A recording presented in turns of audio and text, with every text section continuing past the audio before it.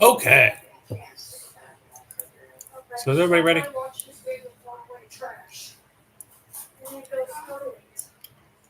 To be fair, it's the trailer that from their windows can see Yes, but why are they going through our trash? Okay, but seeing me throw away the trash is not the creepy part. It's the fact that they're going through the bags. Yeah.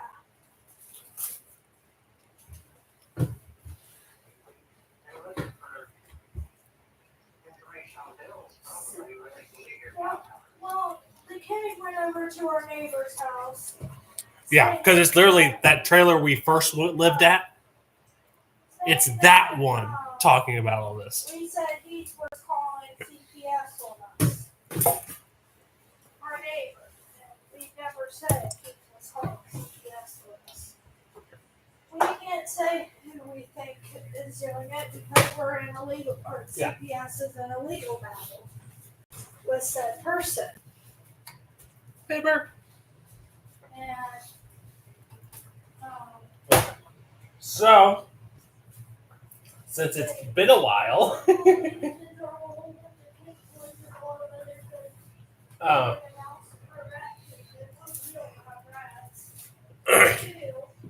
so what's going on? Sam jumped away. Your little picture went away from the map. Which doesn't really matter. I actually have to take you guys off the map. Honestly. Because you're not even here.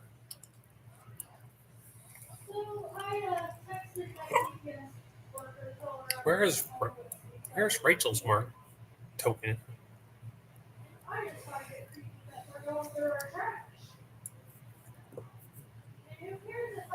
Oh, there you are.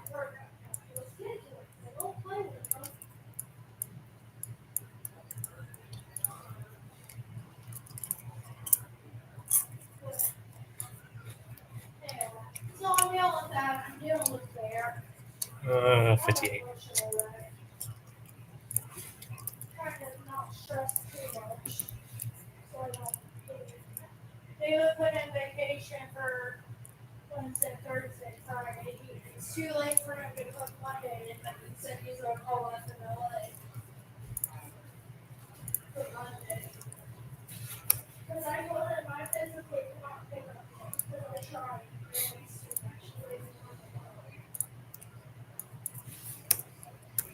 Hopefully, but if not, maybe you're going to can't. Anyway, I thought you would like to hear the news. I got him to eat the rest of his school.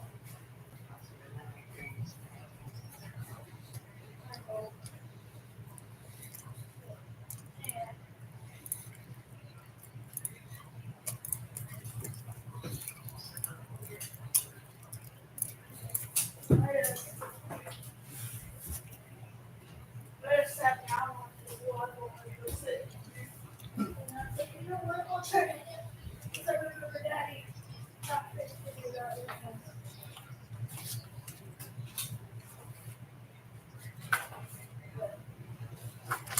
I'll try to get him to eat this food, and if not, I'll put it in the fridge and then try again later.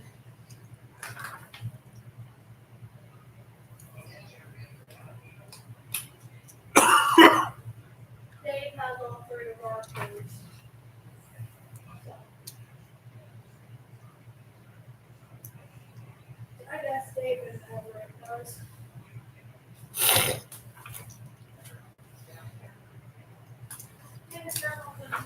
Well, they went to Muncie to get their haircut. Then I found out Hermel's in the hospital and Melissa with her, so.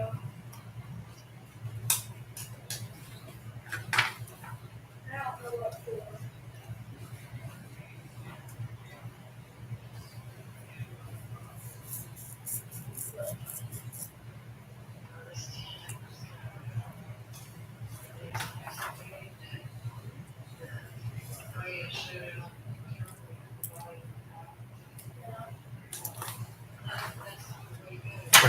And I have to remind myself what all you guys remember about all this. give it a try in an hour or so to get anyone to do want to go outside. Because every time I say it outside, it goes to years ago. Okay, was that how far back was that in the Discord? 'Cause I know I sent that picture.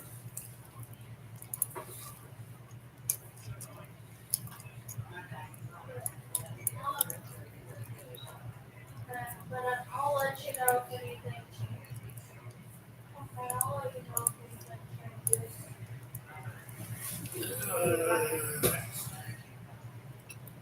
It's orgasmize. Okay, there's that. Go ahead and forward it. I'm gonna put it just back to where it's at. Over here. Bam. Copy image. So in the chat, I'm going to put. That's how we mean. Okay, fine. We'll do it.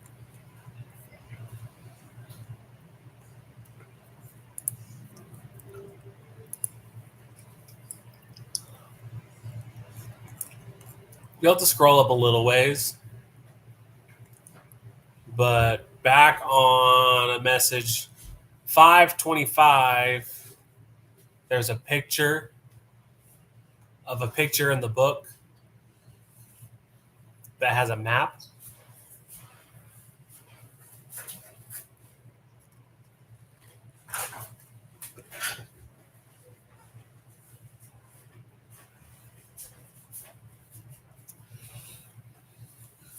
In the Discord.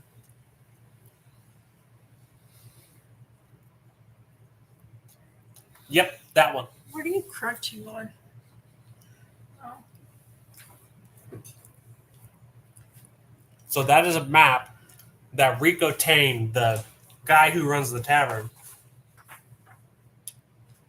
his late wife, had broke into the Emporium. Well, technically from the inside.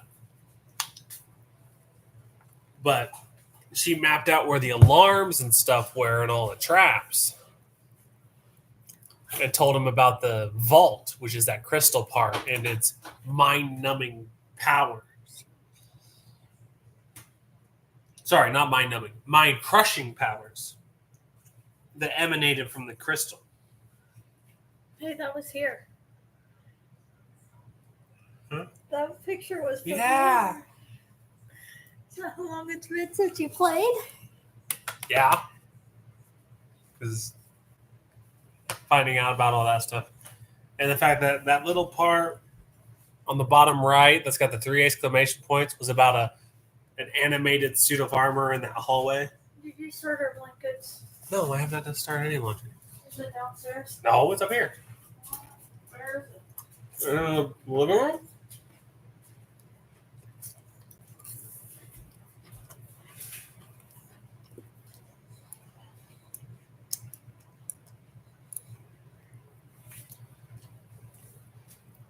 And then the cavern vault has anti-magic properties, but the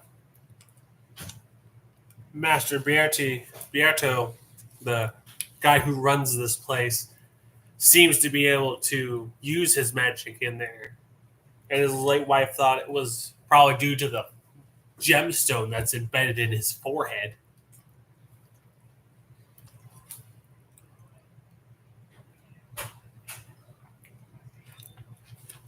So,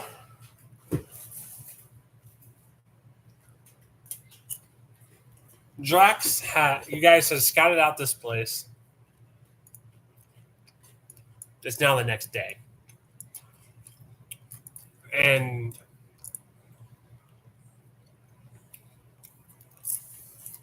Drax went in asking Batio for some mithril plate mail, I believe. And Batio said he'd have to leave to go get it. And the plan was to do the heist for the anti-magic anti-magic chest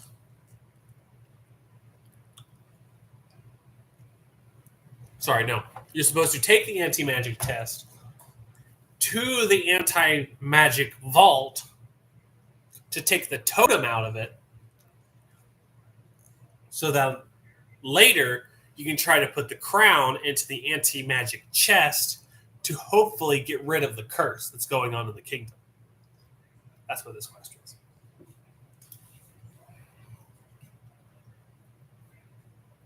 And I don't know who has it, but Rico Tane gave someone a cologne of dispelling. Is that in anyone's inventory?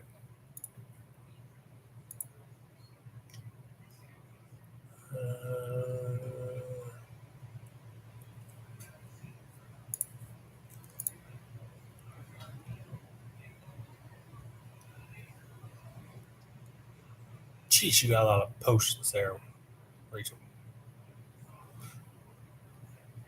Robot core heart.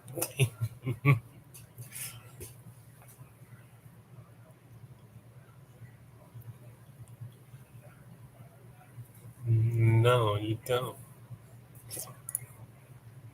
Can you give it to Eddie?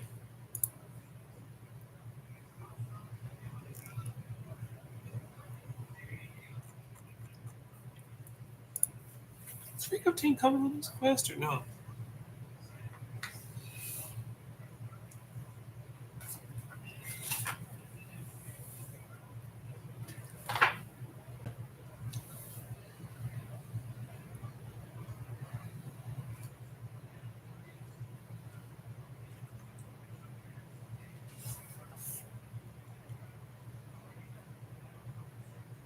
Oh yeah, another thing that the map shows is in order to get into the vault, you have to hit the 4 hidden switches within, what was it, 10 minutes?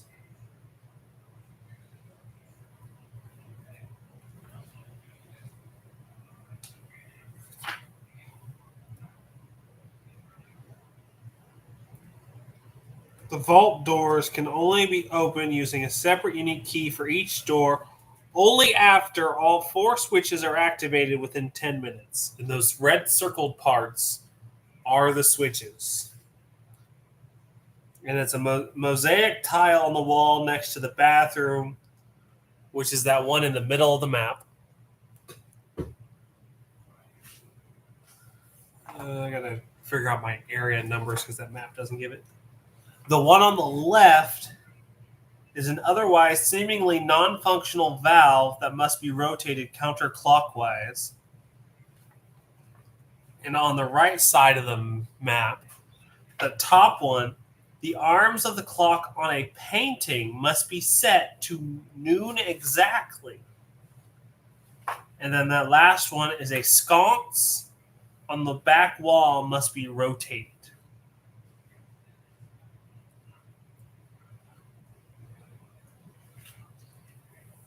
And there are the basically wizard students that live in this Emporium. Basically work as run the store. They learn about the magic for the master. They also guard the place. So you're going to deal with that.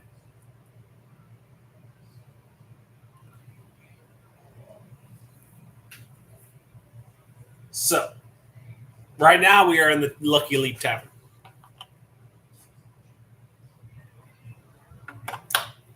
How do we want to go about this?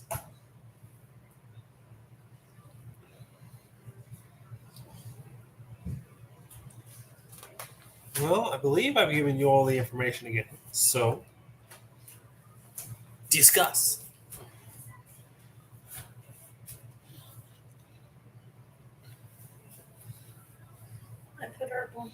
You have the 2 keys. You know where the switches are that you must activate before using the keys. You know where the alarms are.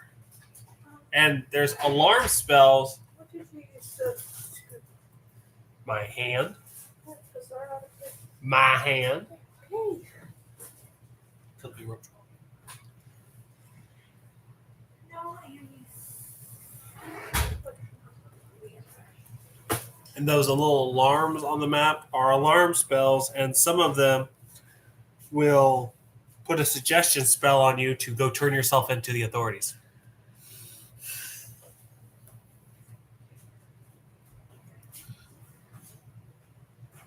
Well, you also have which one of you wants the cologne of dispelling?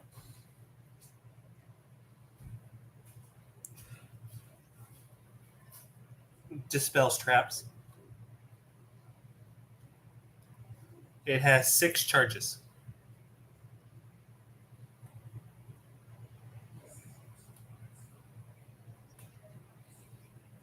Cologne. Sprit, sprit. No, cologne of dispel.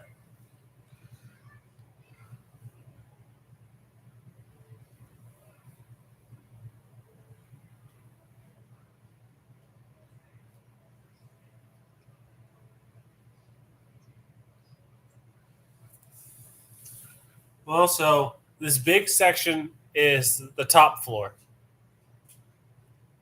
The top right section of the map, or sorry, the big section is ground floor. The top right is top floor, and the bottom is the bottom floor. And right there in the middle of the ground floor, that little um, sort of spider web looking thing, basically smack dab in the middle, just to the right, that is a spiral staircase that goes up and down.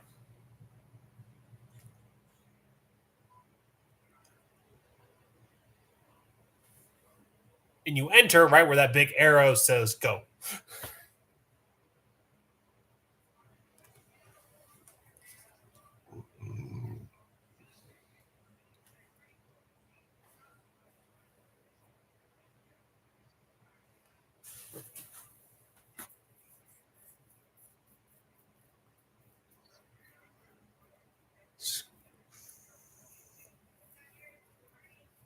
I believe that's the counter.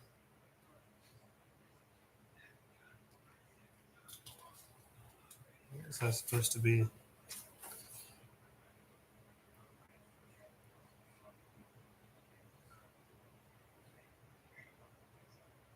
Hallways? Yeah, it's just a mark that it's a hallway, not a room. Because I was reading the notes of that map, and it was just like, there's nothing to say what this is, so it's just hallways.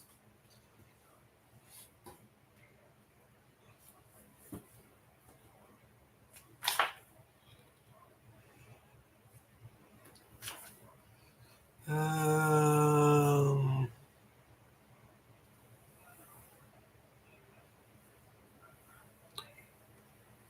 yeah, there's no mentioning of that, so I'm just going to guess it's a little bit of scribbling from making the map hastily. Probably didn't put the door in the right spot. Because this was a hand drawn map by a thief, more or less. This was Rico Tane's late wife drawing a map as she was doing this heist.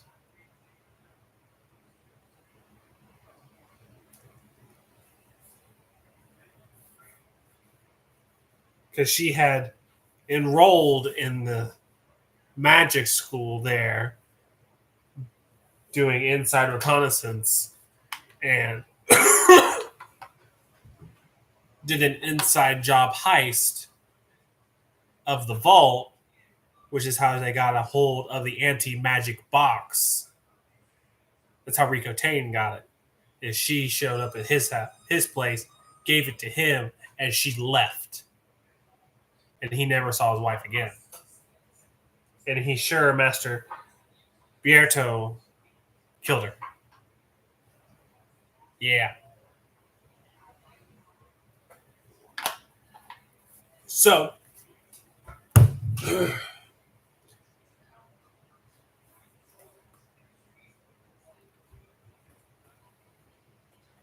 I will be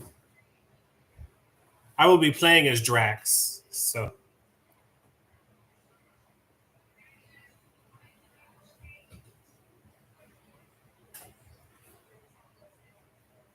I'm gonna say he's not coming.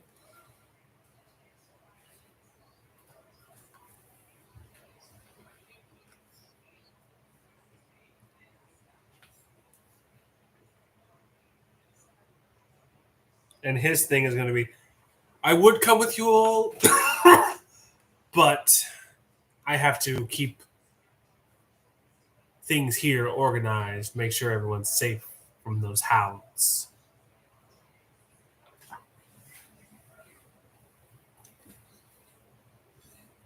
I have retired from that life.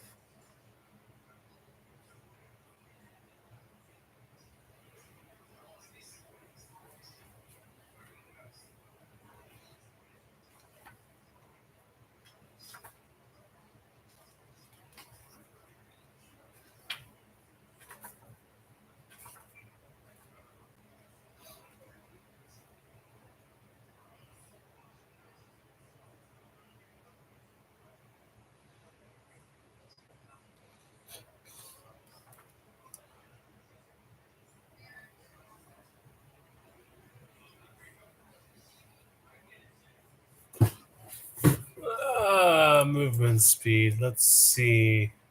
Rachel with a 30. Drax with a 30. Sam, you have the fastest walking speed. Yes, 40 feet.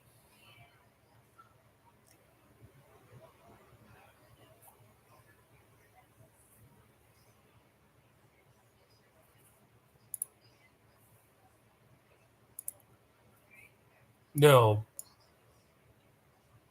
you are big. You big boy. But here's the thing.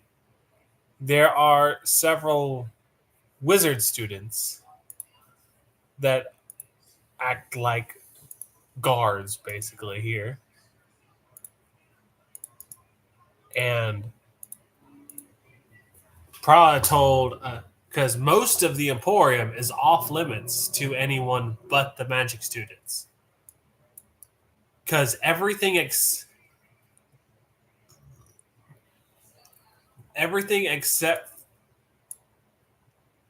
I don't even have to go to that for that. That would be Sam.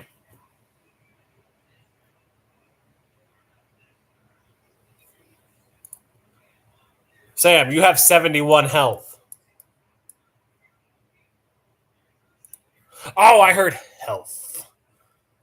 Stealth.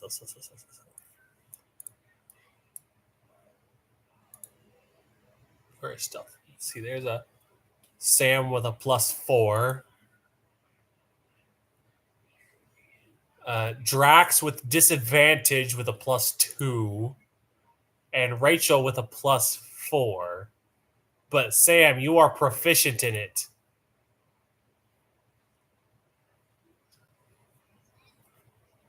Yeah. Isn't that sad that the bugbear is the sneakiest of the group? And the fact that he's a barbarian. A bugbear barbarian being the sneakiest of the group. That's a little sad, Rachel, for you.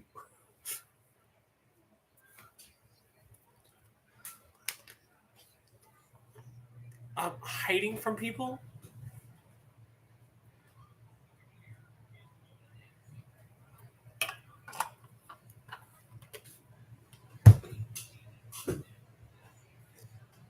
Racism? Racism? Racism? Racism?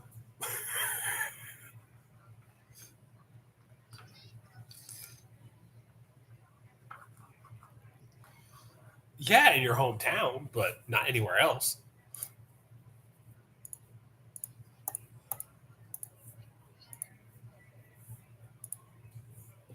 Oh, yes. Fight. Shoot from 30 yards away. To quote one of my Ranger's Apprentice books.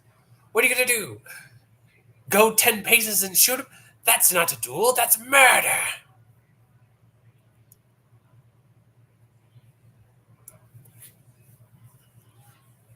Okay.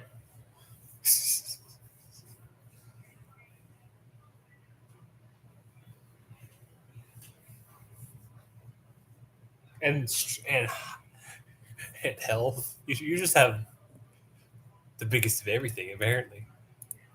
I think you have the biggest armor class, too. Nope. Drax beats you on armor class.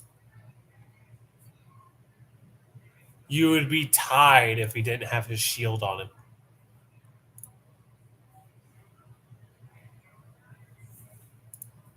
But as I was saying, if you look at the Sentinels, no, you don't know where all the students are.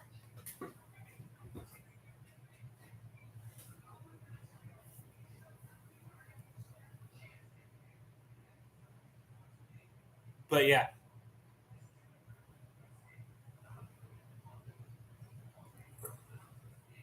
the upper, all those yellow bells. I gotta get back to the map. No, they're basically on the other sides of the upper floor, really. Like you'll go up those stairs into that hallway. There's Master Bierto's master room, and then that's the upper part. And then you go down through a door that has an alarm, go through another door that has an alarm, and then there's that button.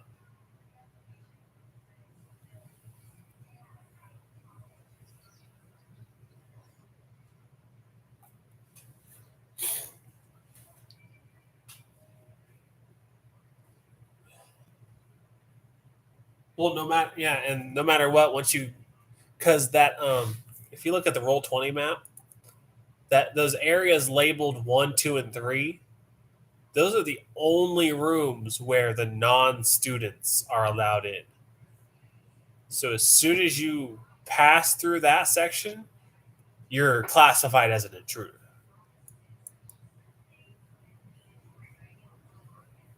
So you see if you're looking at the Roll20 map, do you see that all the spots are labeled with a number, like a watermark number? Like, is there a 1 here for you guys?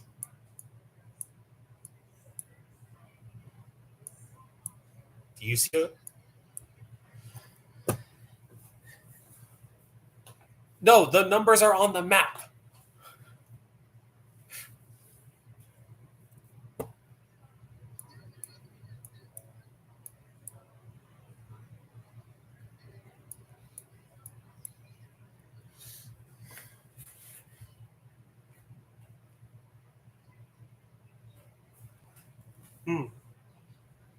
Okay, so the very beginning, the shop room.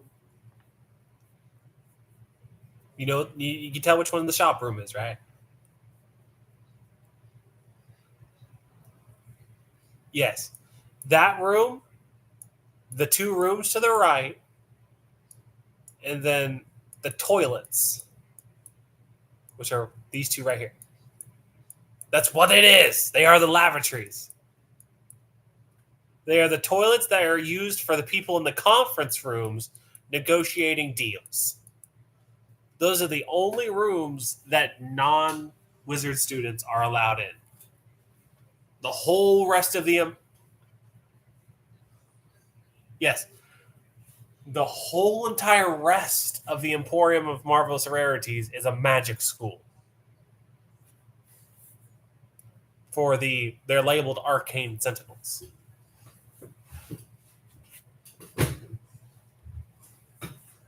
So, as soon as you go past this door, that one has an alarm, yes. But the rest of the building, you are considered an intruder. Target on sight.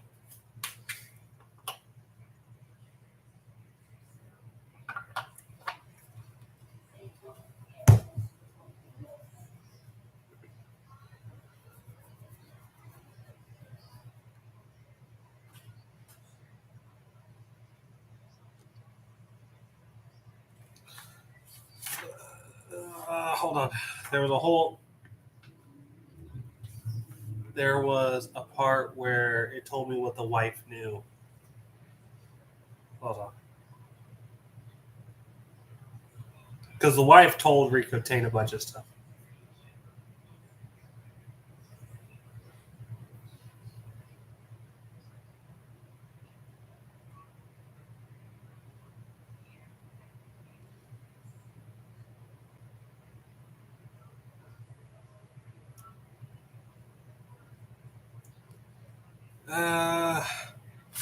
He knew.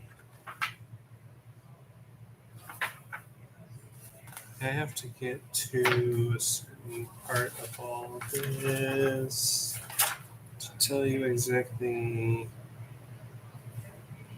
I'm trying to remember what it was months ago that I actually told you. I had to recover the game from Roll20 when I first started it up.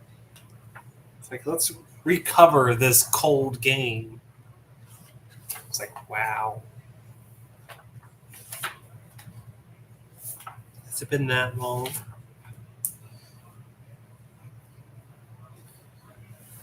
It's literally what it did. I had to recover it.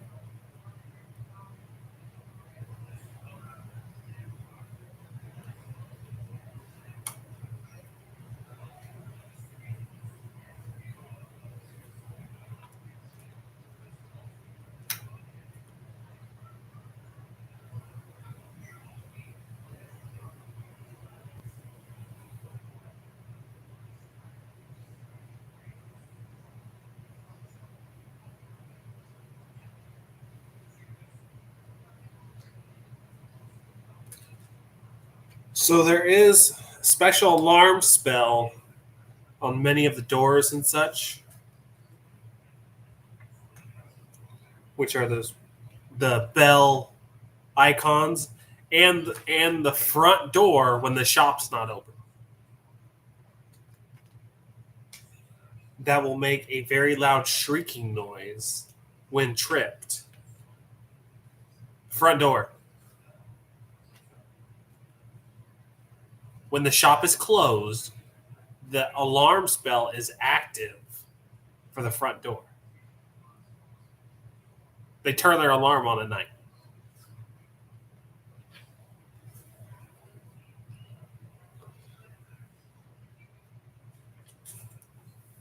Yes, if you go in after hours.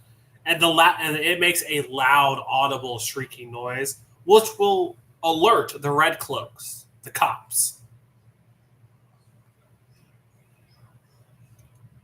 It will also put a mental alarm in all the sentinels and Master Bierto's minds.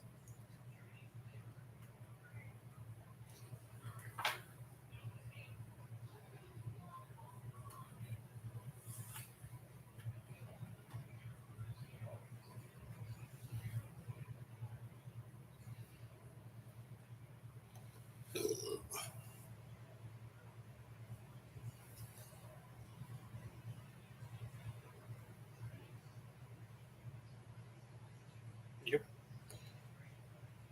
Yep. All of them. All those yellow bells have the shrieking alarm and the front door. It's both.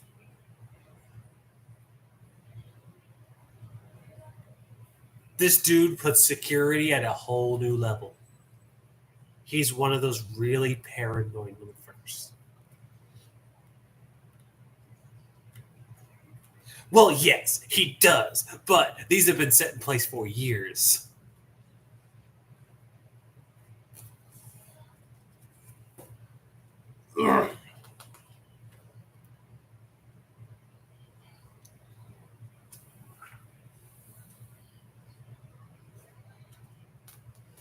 Some of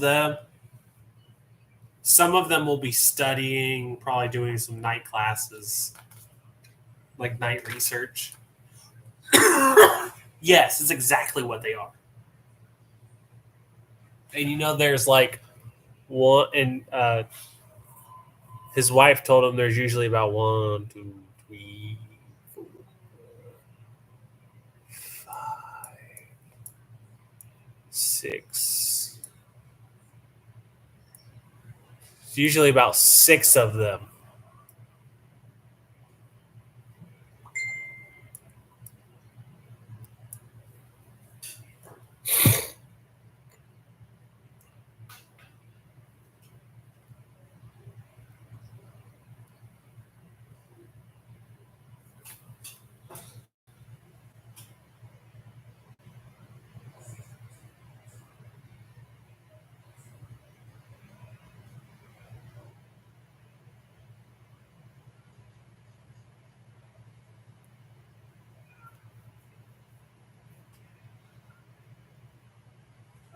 Which one?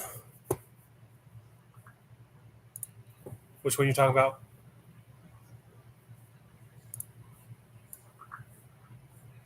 Oh yeah, I see it. Yeah, that's the main study room.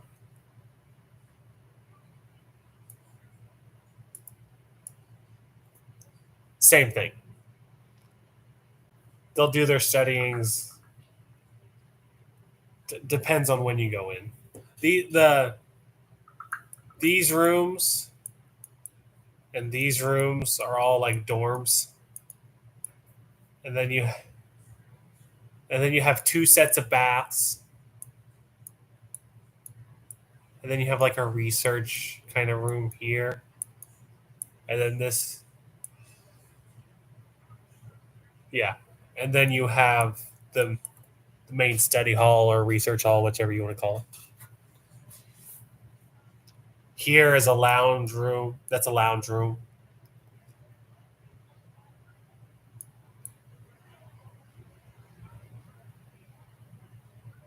No, it's in the bathroom here. It's in the bathroom.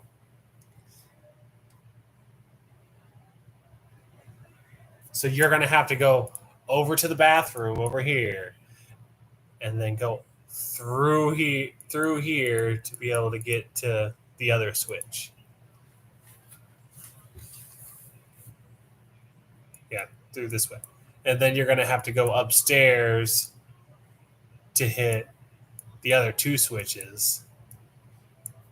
And you know there's going to be at least one, there's going to be one person down in the basement guarding the vaults.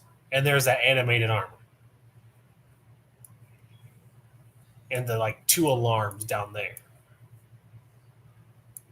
You know, there's probably going to be a couple of them sleeping. Since they're college students, definitely more, or at least one studying. And usually during, yeah, it's 10 minutes after all those, but it's depending on the situation, I'm going to be lenient with the time.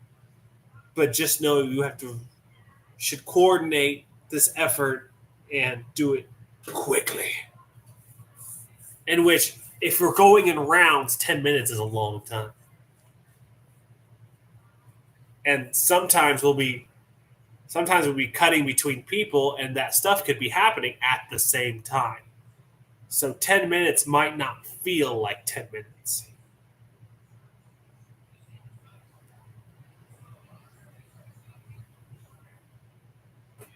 No, per 6 seconds. That movement speed, movement speed is how far you can move in one round. And a round is 6 seconds. And that's like basically just, and that's not your walking speed. That's like, you're in a fight, let's move. So it's not your walking speed. It's probably a steady jog, I'd say. Yeah, because it's like, it's the speed when you're hyped up in a paddle.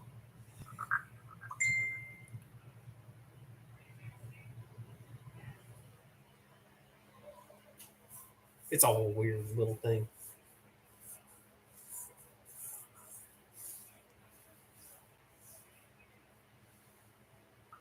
And because, like, if you guys split up, we have to swap between different groups, and the different groups could be doing different things at the exact same time. The timer's a little weird.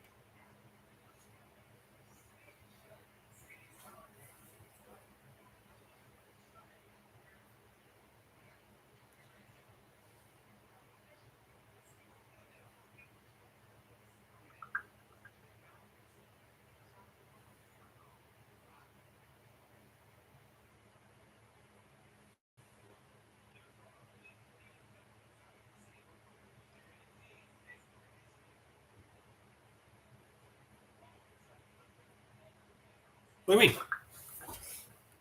Let's look at the map.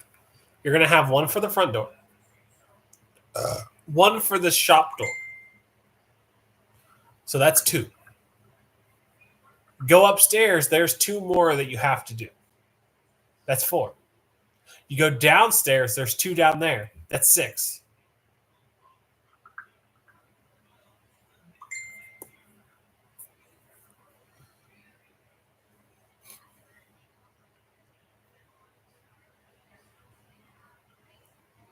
For the ground floor, yeah.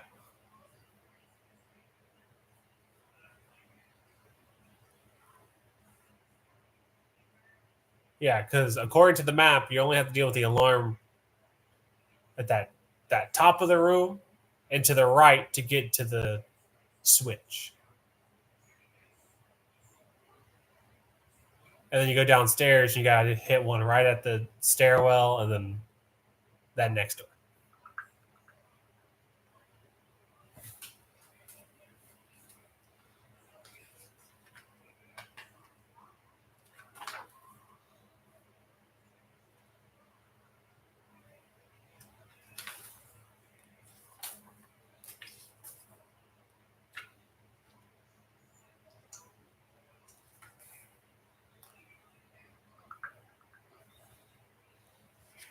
Yeah.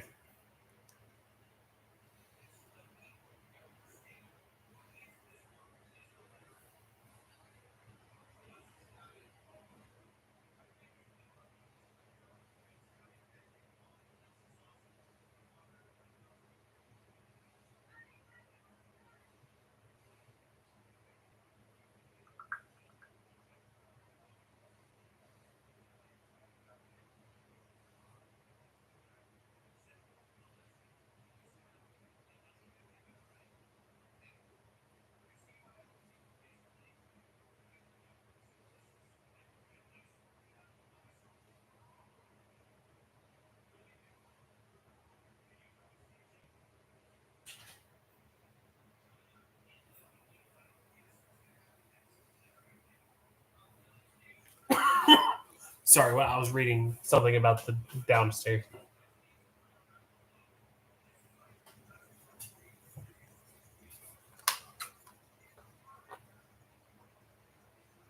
Mm-hmm.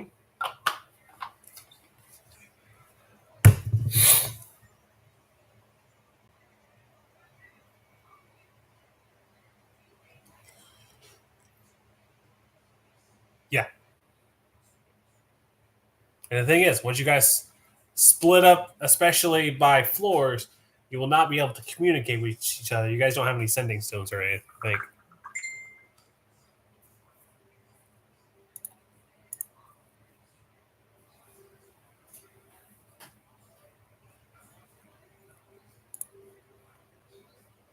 yes.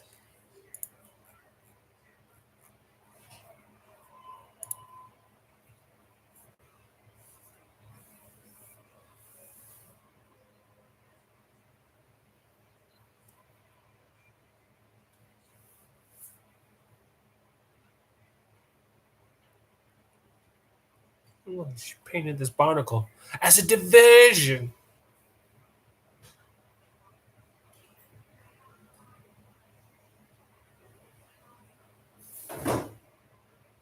I have little kids. Of course, I've watched it recently.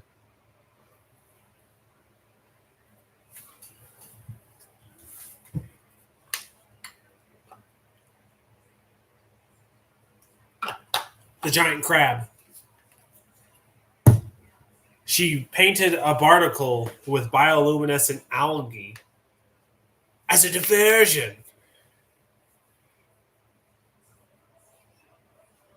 Well, it's when he's digging into the crack where she throws it and grabs it, and he's like, "Oh, the power!" and looks at it. It's like, "Wait a minute." It's okay. Have you seen the after credits scene?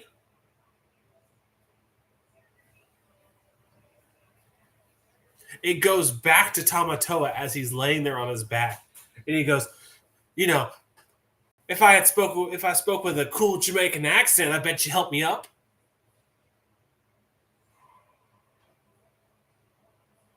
Do you get the reference?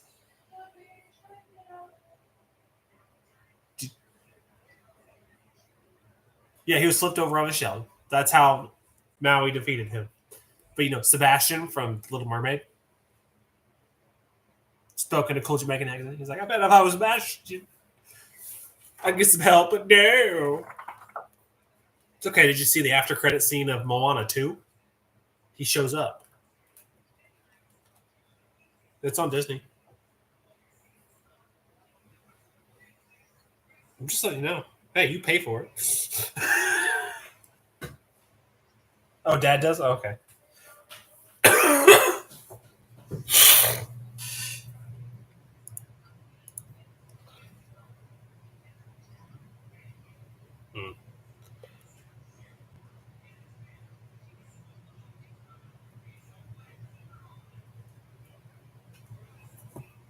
Okay. So,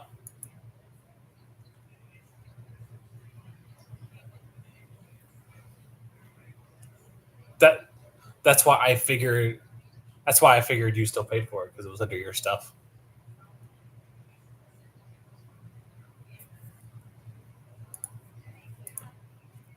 Okay.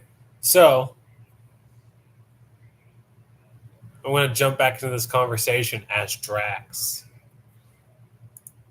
So, which way should we do this?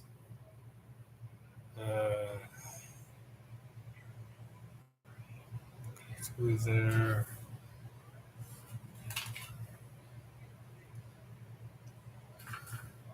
The only difficult part of this discussion is who gets to be left on their own. Because we know most of the students are going to be on the ground floor. Because isn't that upper floor Master Bierto's private area mainly?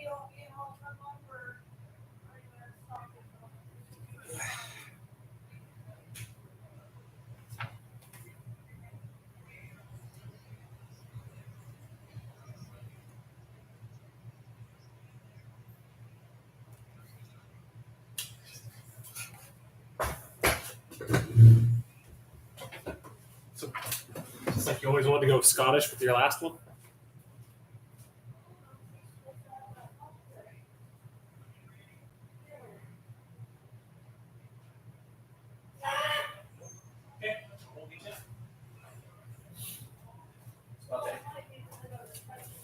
Well, he was fine until the moment I put my hands around him.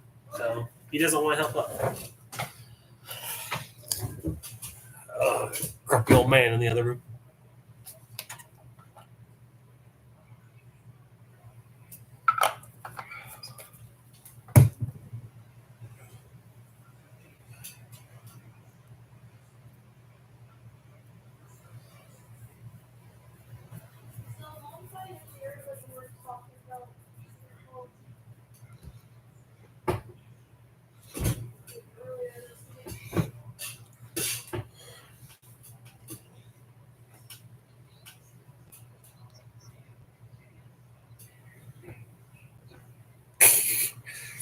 Oh, like we're not going to stand out? But Dragonborn and Chainmail. Sure about that? Hold on. I got to look at how big he said he was.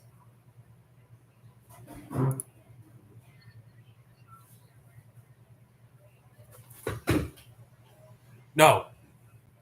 Drax put 8'6".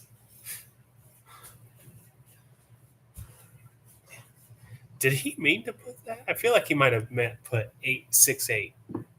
I didn't think he said he was that tall.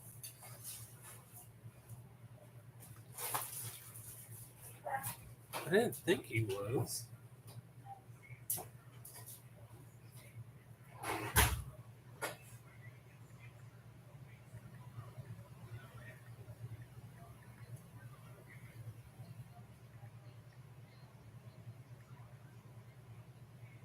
No, that was Snargath.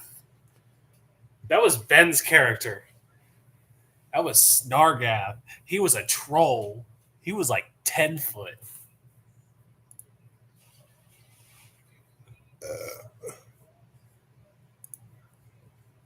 Yeah, I know. That's why I'm not giving you too much crap about it. But yeah, that was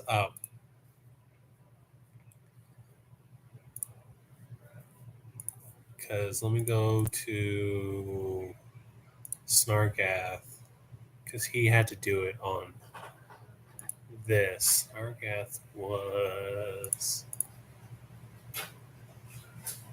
I might need to put milkshakes. Where is. You want to say hi Bye. to Dad? Is that what you were escaping? Hi. No, Snargath was 10-3, 600-pound cave troll. I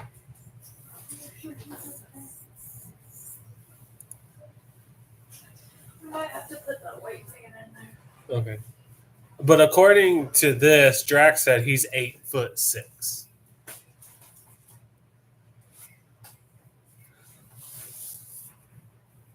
So that's what we're going to go with right now.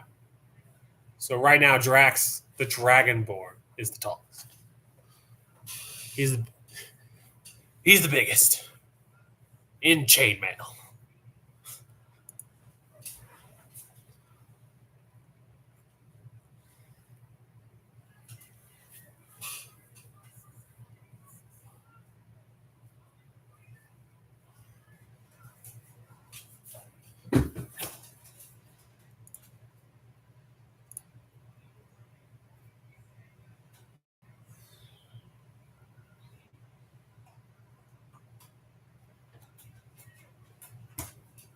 You're tied on the bonus, but you have proficiency,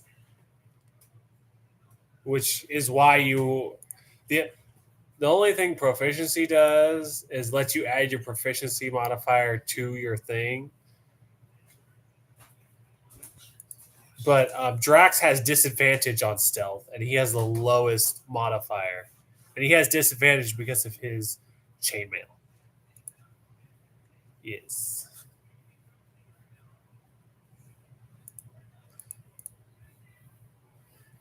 Yeah, because if Master Bierto would have left, he wouldn't be in his private floor.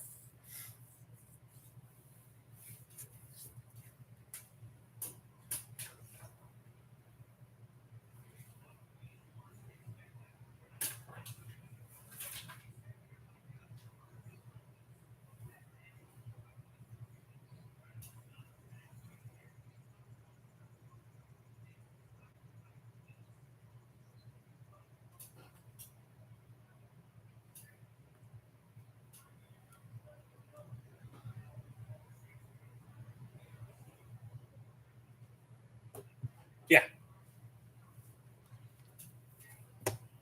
So you're saying I wasn't talking to you, phone.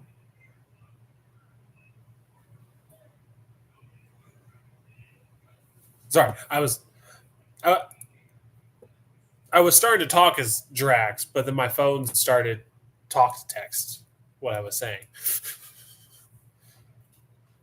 So you two are going to deal with the, I'm going to say, more populated area, since you two are more sneaky. Kind of gives, as he says that, he gives Bartok kind of a side eye, like, uh-huh. As I go upstairs to what should be an empty part of the house and deal with the switches up there. And then we come down and meet at the basement. Well, yeah. Okay. Now what were you saying, Rich?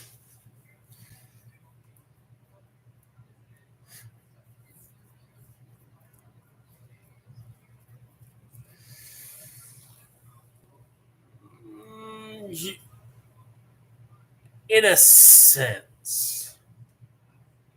So if someone is patrolling, you could like listen through the next door. You know what I mean? Like if someone's patrolling one of those hallways, you could listen through the door and make a check to see if someone is near to that door.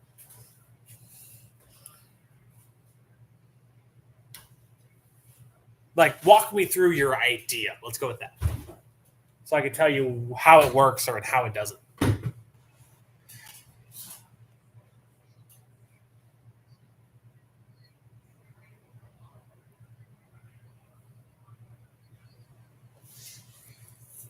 Yes, but was that?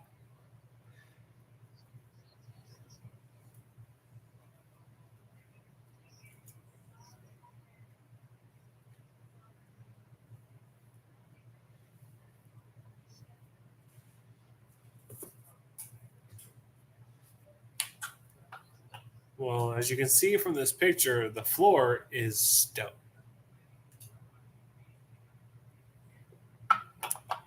The ground floor's floor is stone. And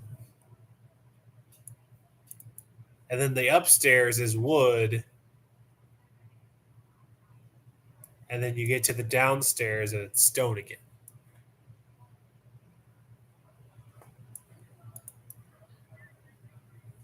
Yes, but not as much as wood. Just like you know.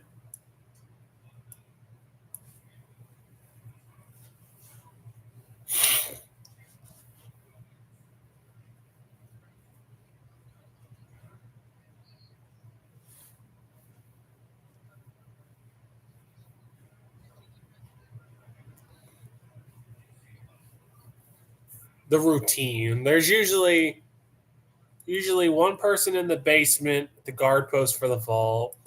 During the day, there's a person in the shop.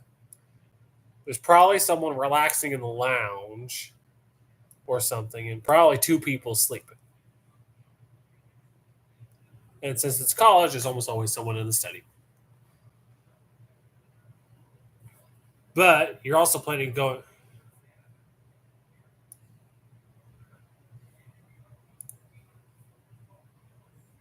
The study is not where one of the switches are. The study is in the one of the laboratory.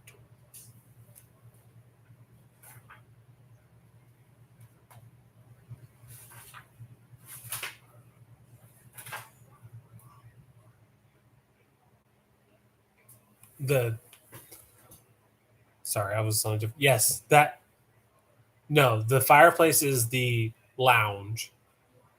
The desks is the study room, and then the next room there's like an alchemy room or something, and that's where that switch is, which is the otherwise seemingly non-functional valve that must be rotated counterclockwise.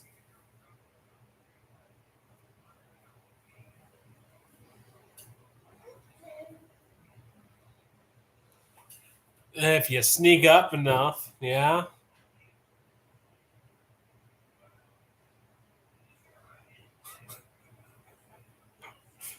If you can sneak up behind him before he sees you, you don't know where he's going to be in the room.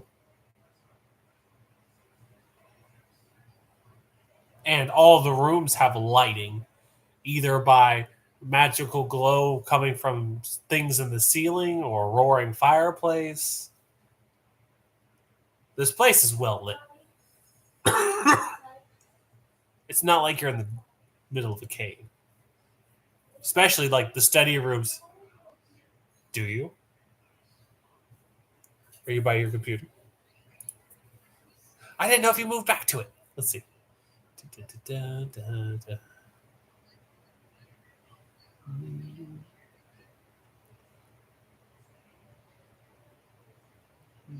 Nope. You do not have a mirror.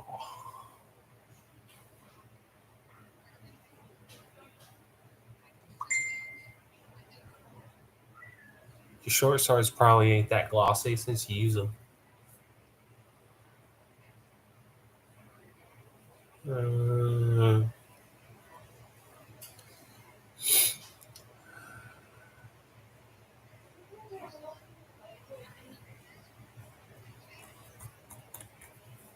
Damn.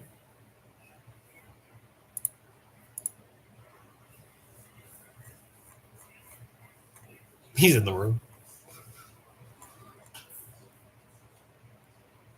Oh, let me see. What do I got around here? He's going through drawers, looking at Cabinets. I'm sure I got one somewhere in this mess. Yeah. God damn it, where'd I put it? C's looking in sort of a storage room and you hear a big clatter. God damn it!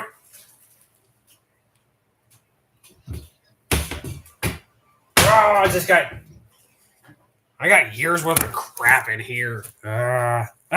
Here we go. Yeah, not too cracked. He comes in. Here you go.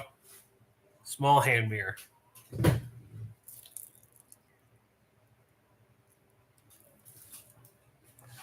That should do the job for you.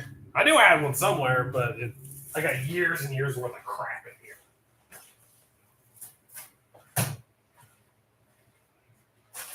We'll go ahead and put this chicken in the fridge.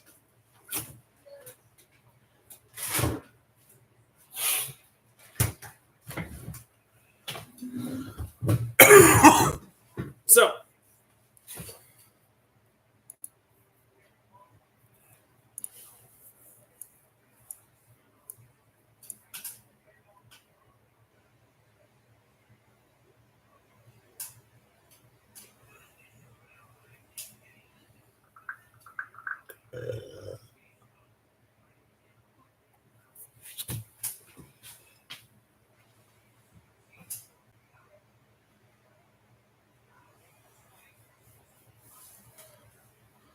is there anything else you think you'll be needing for this heist?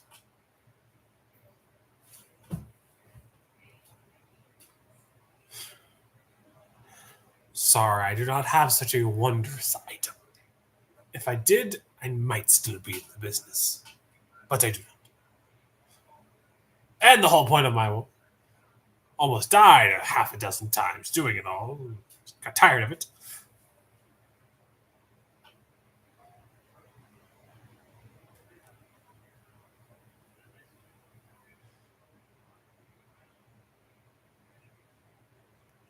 I think I would be as fine as Will.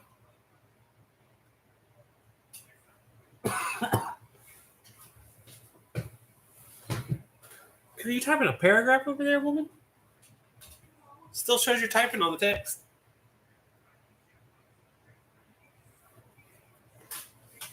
Oh, Allie, I was looking at the group text between her and me and Mom. Okay. So, main question is, when do we want to do this?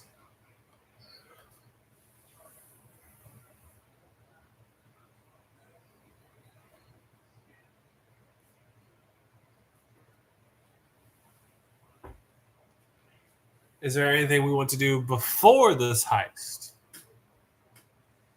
Because we can just skip tonight.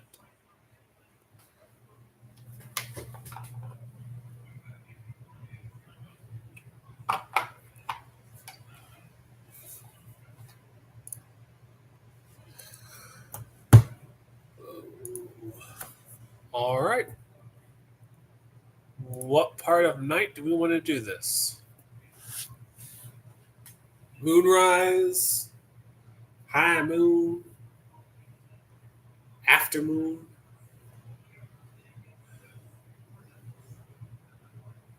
There's a the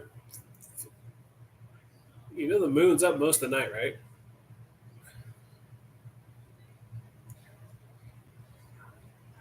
After high moon. Okay.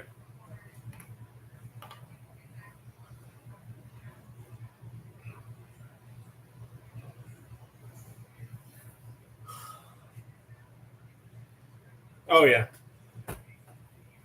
Unless they're on rotating shifts, of course.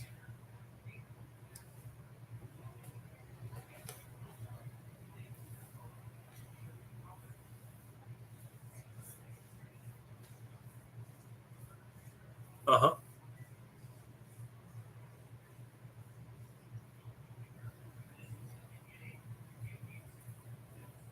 Okay. So it's about an hour after high moon. We'll say that. and you are across the street from the Emporium as you have dodged where Hellhound patrols. Almost got caught by one, but Velfie was able to perceive them before you all exited an alley. What? A small road, not you. And yes. And you are now in a side alley, not you, across the street from the Emporium of Marvelous Rarities. She's up.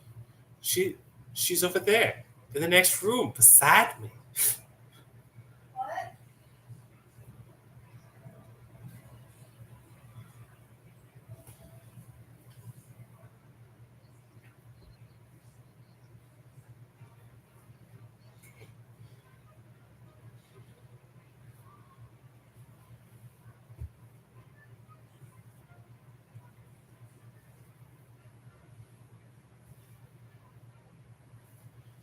Okay, so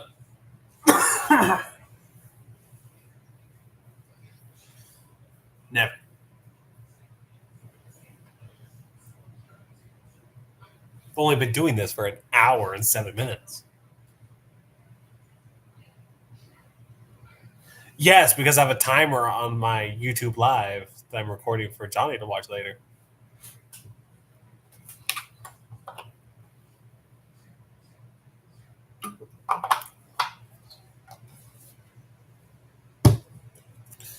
So, who's taking point?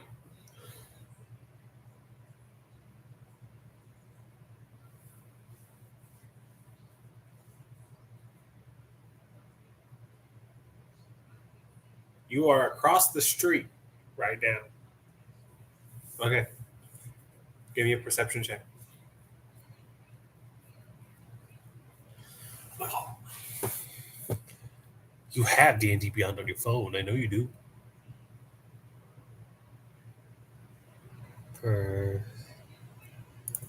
Last I knew you did.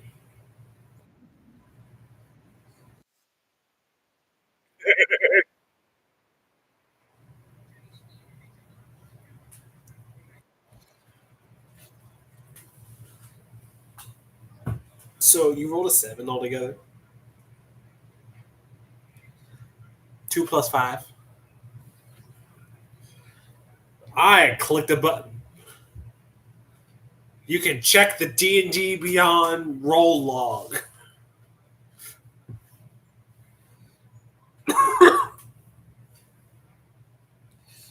Don't really see anything or notice anyone. It is storming like constantly since the curse started.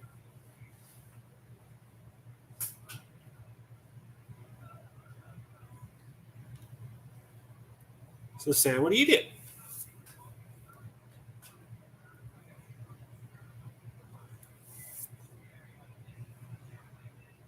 What is your plan of attack?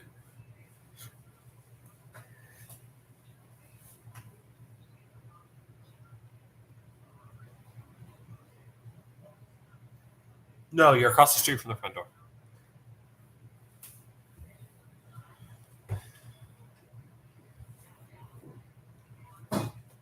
Are you going to look to see if anyone's coming?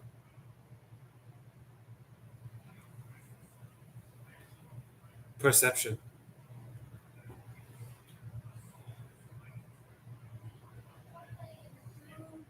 It's a little over halfway down on the skills list.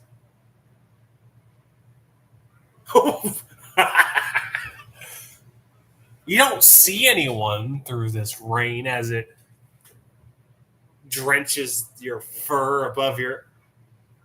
It drenches the fur over your eyes. You have to take your hand and freaking hold up your fur so it doesn't blind you. David, help. I'm trying. David, help you. won't come help me. Honey, he's trying to say it.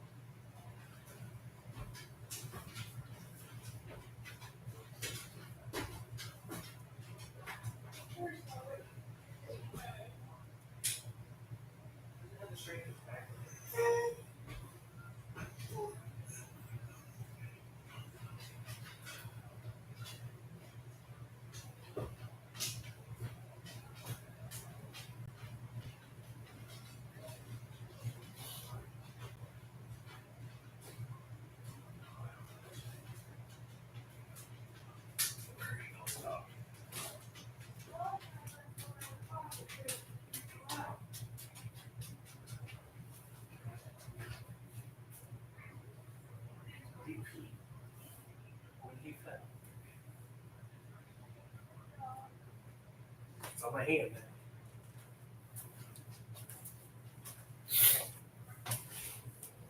Okay.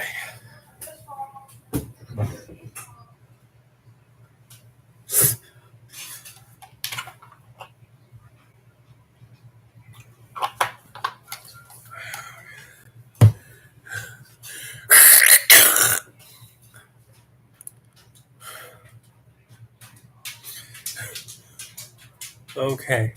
Drax is going to look as he rolls a 16. Want David to pet you? As he looks up and down the street, it's like, looks clear to me. I don't know why you guys are looking so weird like. And he just strolls across the street. Just trying to make sure he gets to his bed or whatever he's doing. That's what headbands are for, sir. I'll do it under the Even the rain that's like acid, but okay. Don't think anyone's used to this rain.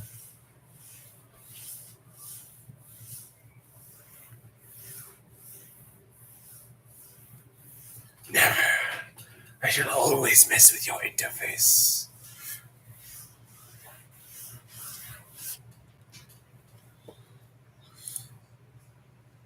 You're messing with your computer? Where did you put his leash? I'm talking about computer interface. Okay. I tell the cats to leave my interface alone too as I try to walk across my keyboard. There. Walk across my keyboard. Mommy. We're trying to play a game on my computer and they just You might have to come help him out. oh my god, dog. Yes! I'll have Stripes just constantly try to walk both ways across my keyboard. Do you want me to show you with the table? It might be easier.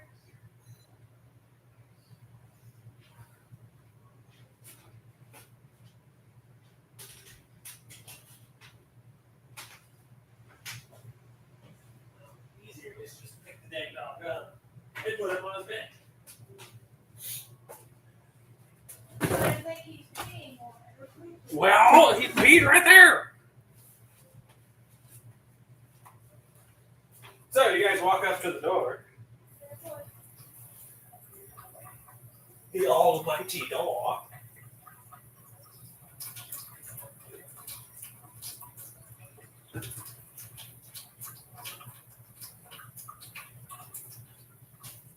No, I'm not tickling. I'm washing my hands.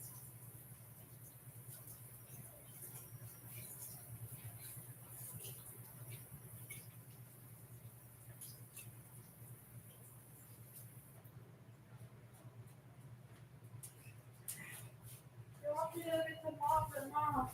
The mop's in there. Where? It's in there. You Just just- past the table. No, I will pee. Well, told you don't get it. It's already in there. Never took it out. Y'all still there? Okay. Okay, so I believe it.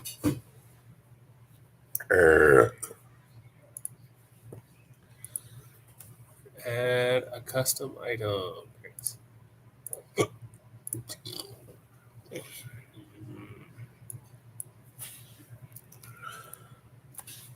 Actually, is it an actual thing?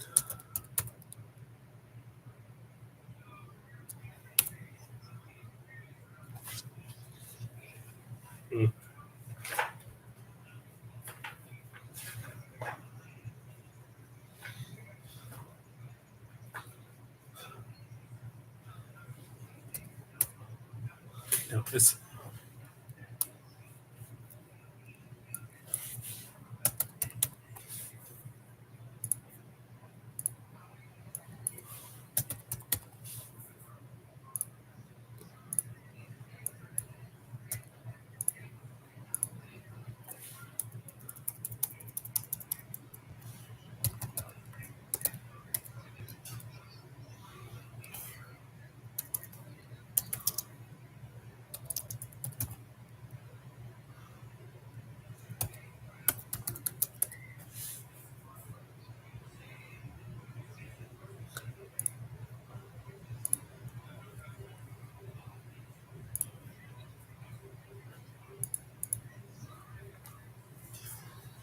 Mm-hmm.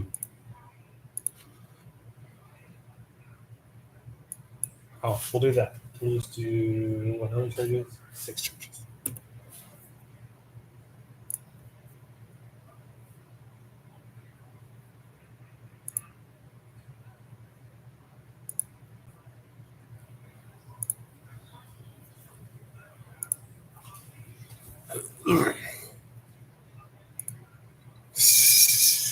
Two-day shipping. Okay. So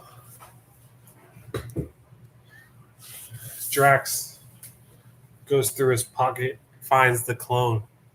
Ready?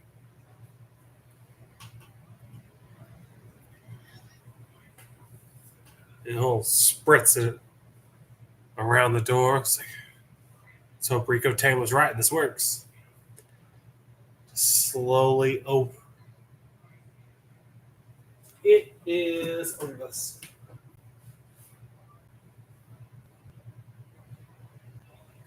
Like as he sprays it, it does the normal spritz, and it kind of the spritz itself does a little twist in the air as you see this kind of sparkle, and you see the little glyphs on the door frame light up and then fade.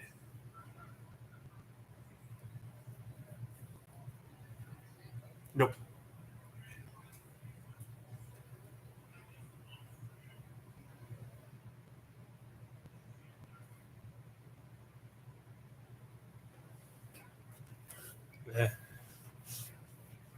Odorless, tasteless, dissolves in any liquid.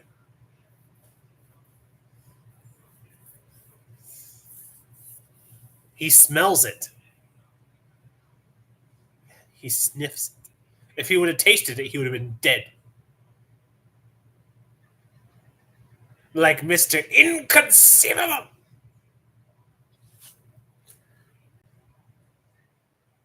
Fezzik.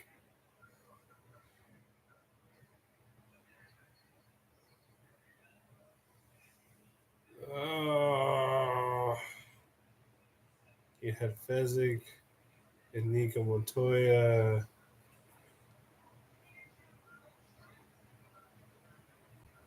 They didn't really say his name much, did they?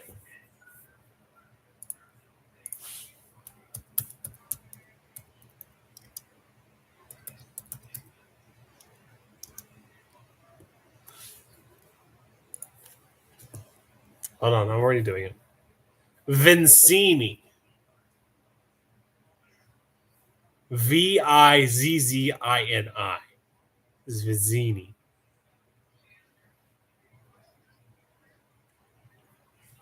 Probably. No, he just tastes it and go, inconceivable. Because the poison didn't make it. I don't think it really is what you think it is.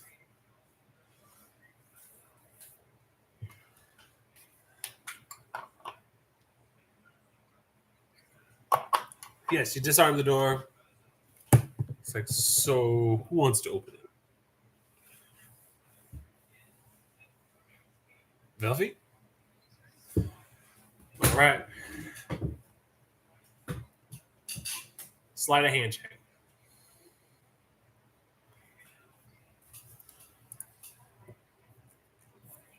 It's going to be third from the bottom on the list.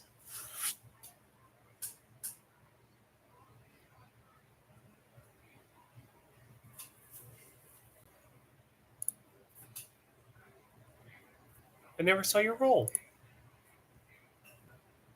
Oh, okay. Just did it. I don't think it popped up because I was on your screen. I don't think it makes a pop up when it's the account you're actually looking at doing it. Wow.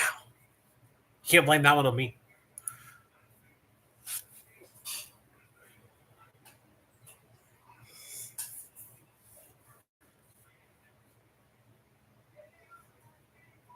So,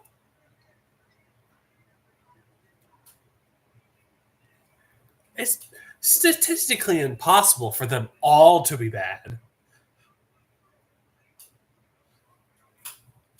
Okay, so you start to open the doors as quietly as you can, but it still goes just for just a few little inches. It squeaks.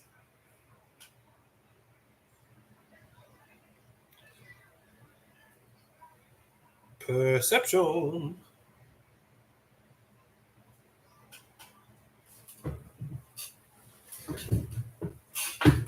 Perception is like about +5. 12. Okay. You kind of sit there and kind of take a small little peek into what you can see and listen intently.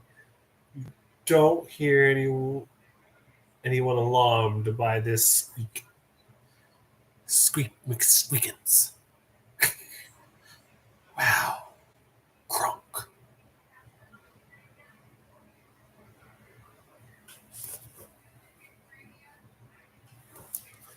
So I assume you continue to try to open the door. Yeah. It opens the rest of the way kind of fine.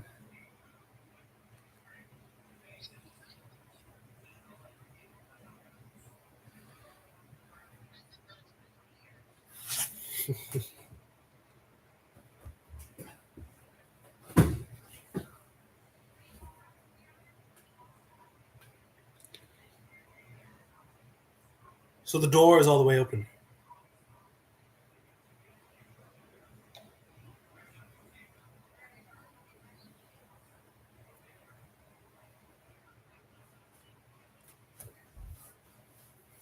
Okay. As you go in, you notice the lights in this room are no longer on.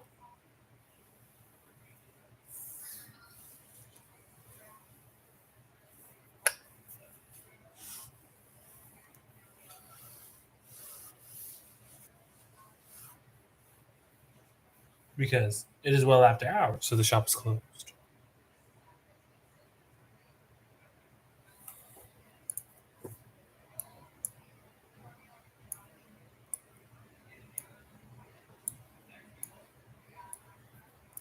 So you are all just inside the shop. What do you do?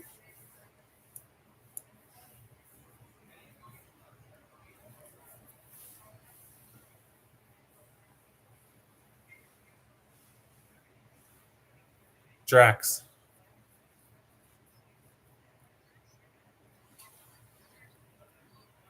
Yep.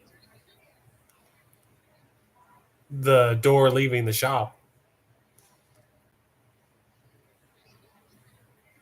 Yes. If you need to consult the map, it is on Discord. It's just a little while ago.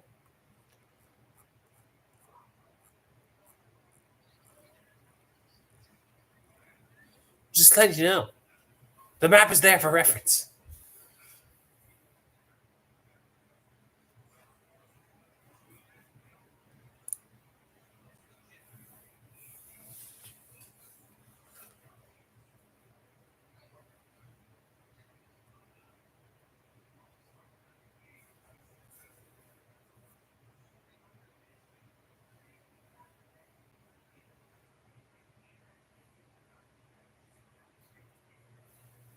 It is dim, so yes, it's dim. There's like lighting coming from the moon, a little bit outside from the starlight. It's not completely dark. It's just the lights are really dimmed.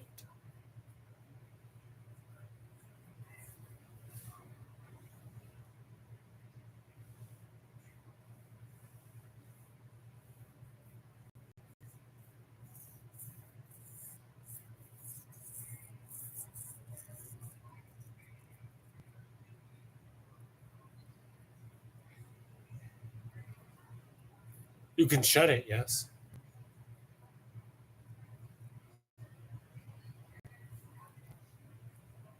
It is now shut.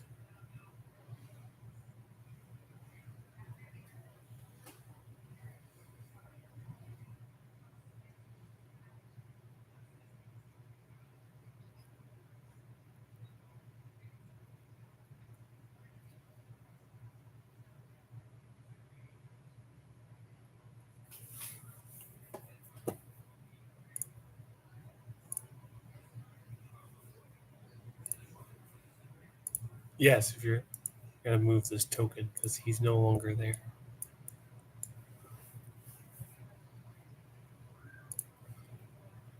For the hallway?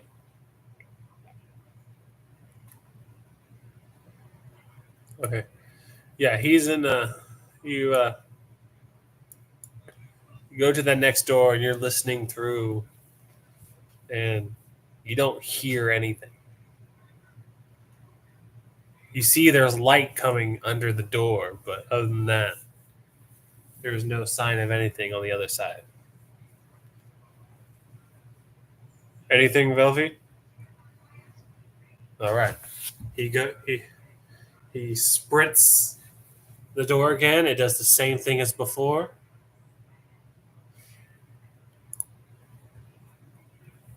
He goes,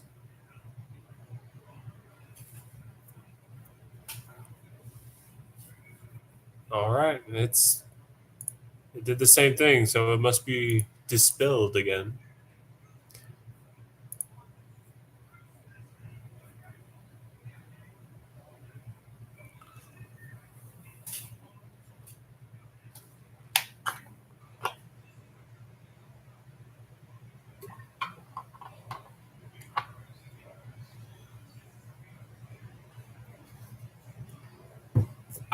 I thought Velfie and you were staying downstairs.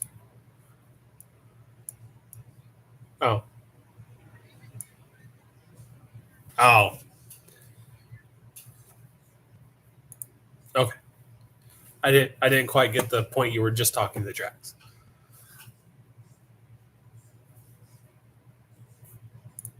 All right, so you two are up here. Assuming you're right behind her. Like, I okay. All right, well, I guess we split ways for the moment. As he said, all right, I guess we'll split up for the moment.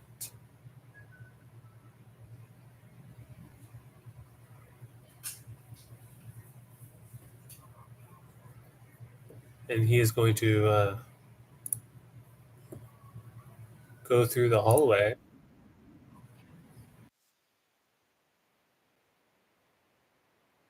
It's disadvantage. They're both ways.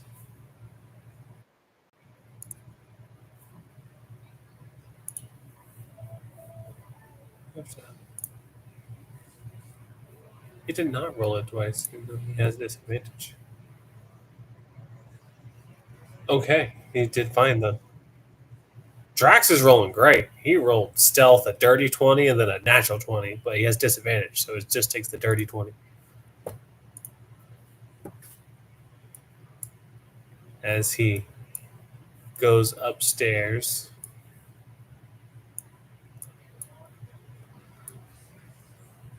And he is going to that door. Let's see, what room is that? 13?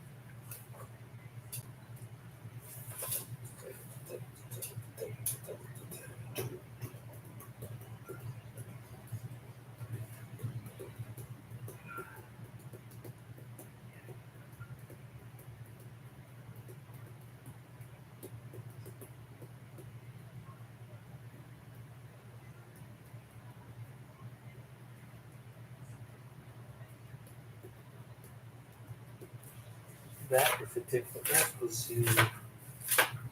Try.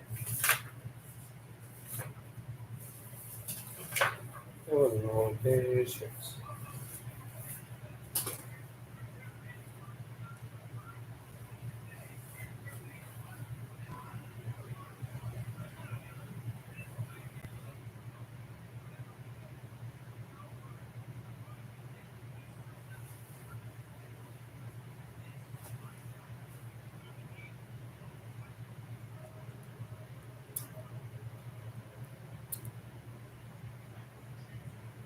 Okay, so he's going to go up to this room.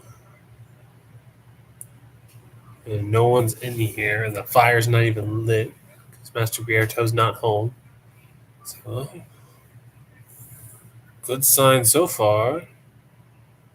And he goes over to the picture that he was told of. And he's going to make an insight check.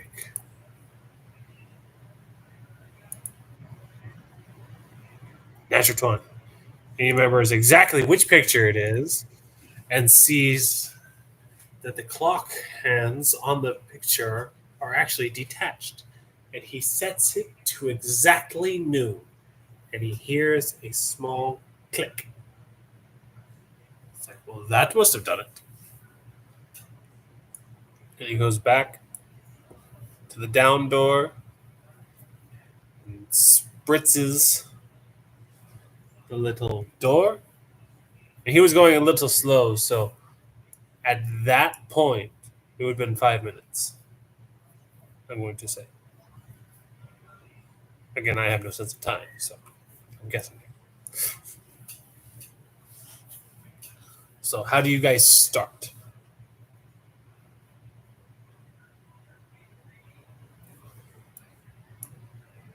Uh huh.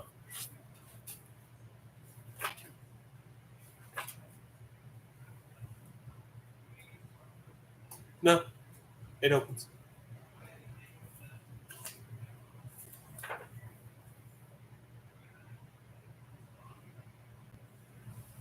I gotta look at the map. Yeah, it's the far bathroom. There's a mosaic tile on the wall next to the lavatory. No, it's next to the bathroom, so you don't even have to go in it. It's in that hallway on the wall. Yeah, it's right. You'd be right there. Give me a investigation check real quick so you can figure out which one it is.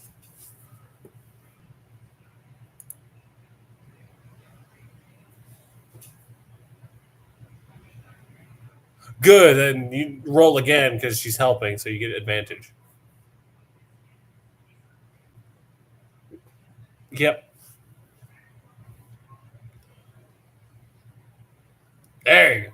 It takes you a minute, and she goes, and Velfie goes, doesn't that one look a little different? And as you're looking at it, touch your hand to it, it presses in. It's like, oh. And as it presses in about 3 inches, you hear a click.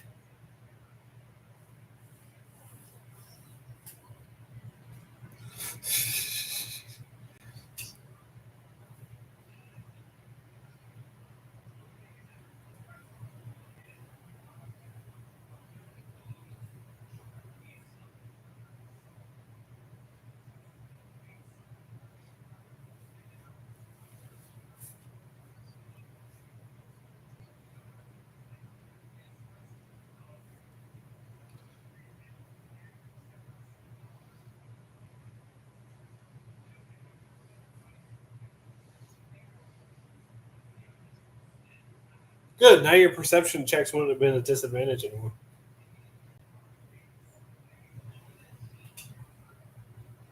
So now your perception checks wouldn't have been a disadvantage anymore.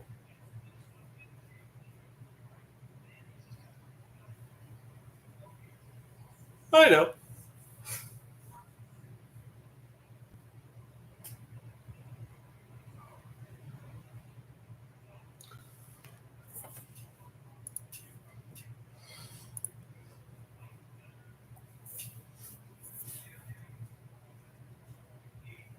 Perception.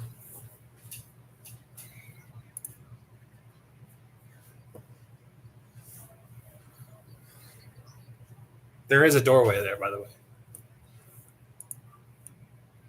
Right here is a door.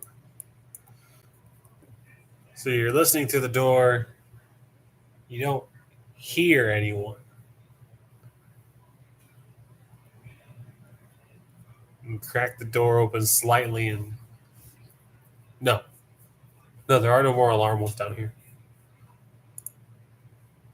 That one after the shop was the only one on the ground floor, other than the front door because it's closing time.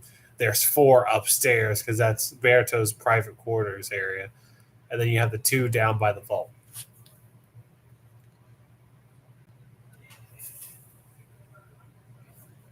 No, there's a switch over by the study in the alchemy room.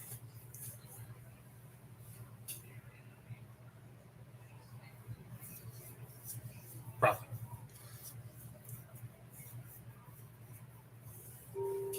So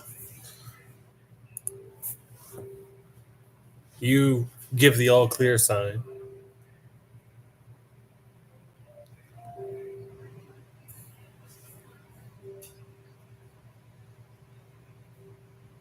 Give me another perception.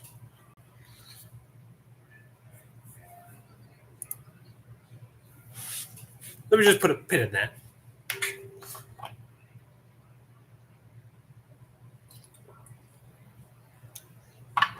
Okay, the hallway is nicely lit, and as you tilt the mirror around, you see the hallway is completely empty, both ways.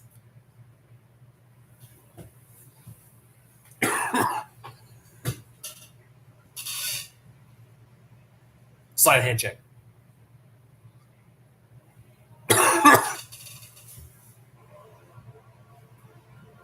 You opened the door, and you said sneaky.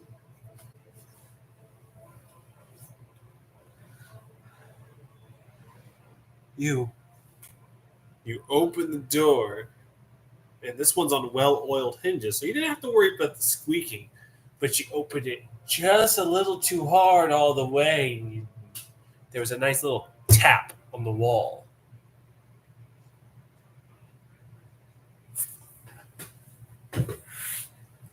And as you listen, you don't immediately hear any sounds of alarm from this noise.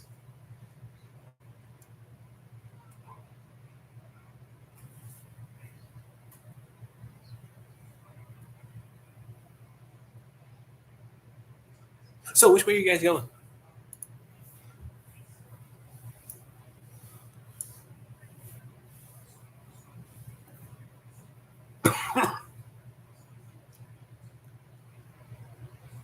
Okay.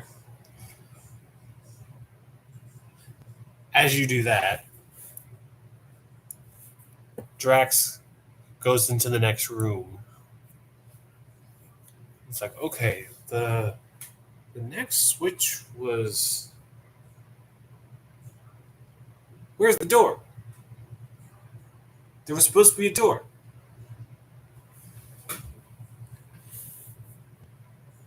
He pulls out his copy of the map, because Rico Tane gave all 3 of you copies that were handmade. There's supposed to be a door over here. As he's looking at the little map, looking at that the little side room that juts out, where the little alarm and then the switch is supposed to be in that next room. Like there's There's no door here. What? He's going to make an investigation check to see if he can figure out what's going on.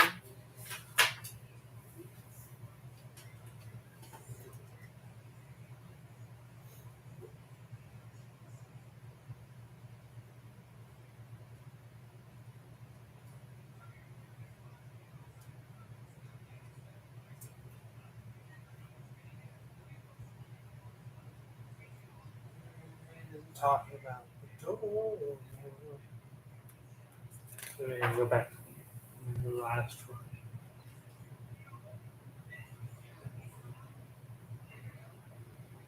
There it is. He's going to make a perception check.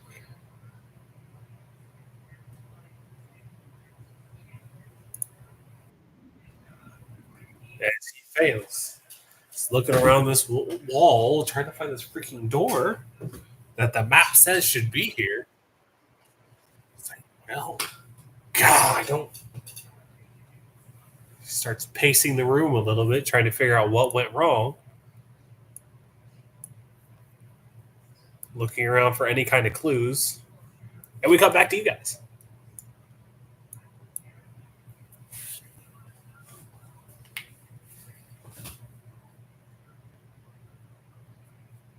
So before you stands another almighty door.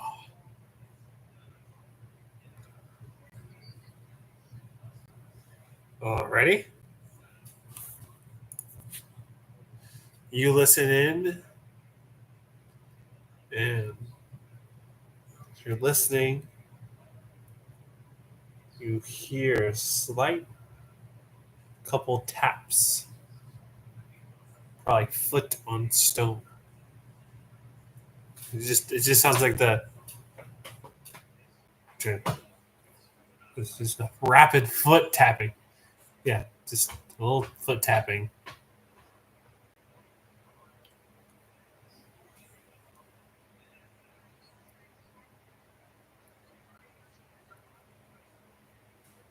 With a 12, you did not get that kind of estimate.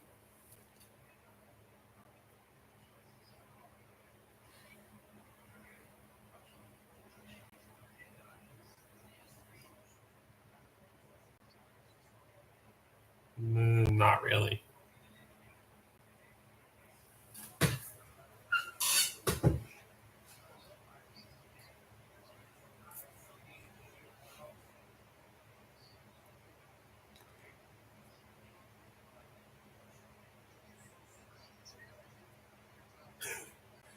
Okay, Bartok, give me a sleight of hand check to see if you can open this door quietly.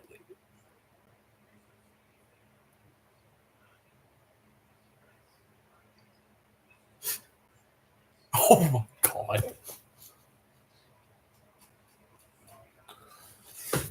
You go to open the door and you turn the handle too hard, so it makes a little click noise. You kind of open it slowly. As you look at the room, you can see. Hold on, I gotta get to my layers here.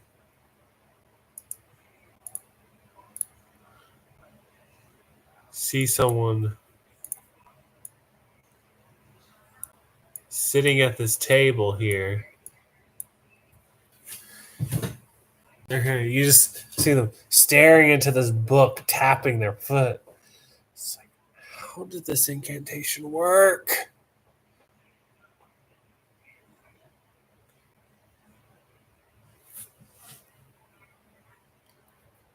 They haven't quite noticed you yet.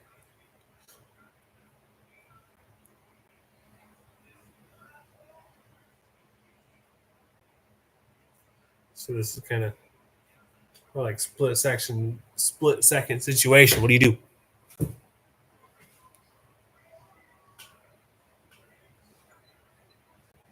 You only notice one person in the room.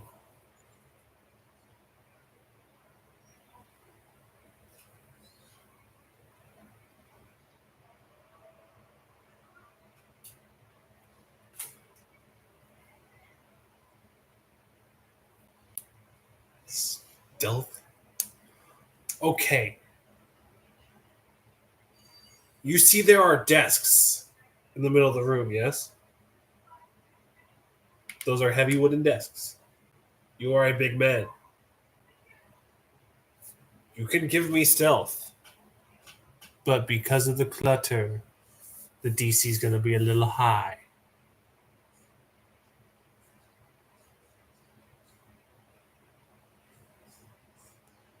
The acrobatics has nothing to do with this. This is a stealth roll. I'm just warning you, the DC is going to be a little high because the room is slightly crowded. On the path between you and behind him. Because you're gonna have to go on the southern end because the tables face north. You're gonna have to go around the southern end with the bookshelf behind you, the little planetary display. Basically have to mainly side shimmy because you are a big bugbear. In order to not bump anything, side shimmy between bookcase and desk in order to get behind him to be able to club him.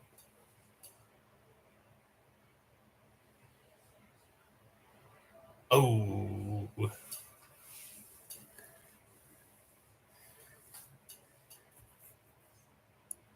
You got to hear, and your butt bumped the planets.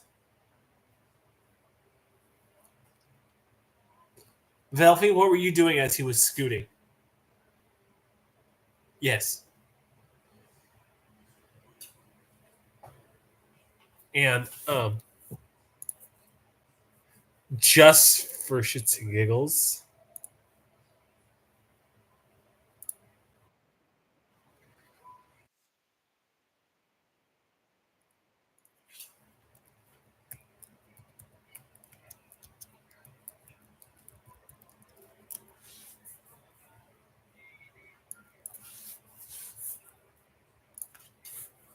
and just for shits and giggles,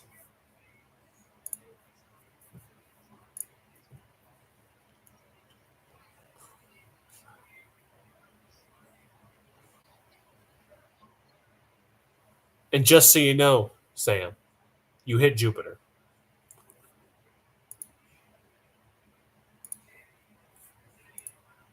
Nope. I did that little D8 dice roll. See which planet you hit. Just for shits and giggles. You hit the gas giant. Very gassy today, aren't you?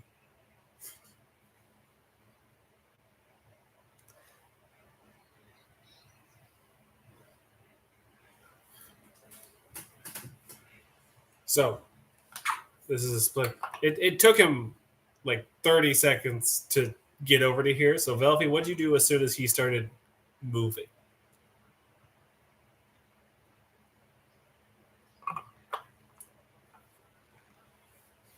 You cut out bad. You cut out badly, just so you know.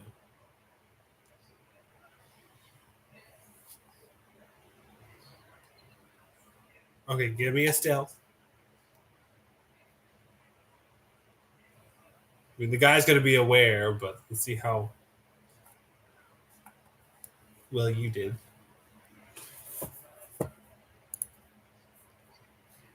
You got a dirty 20. Okay, so you're going right behind Bartok, right?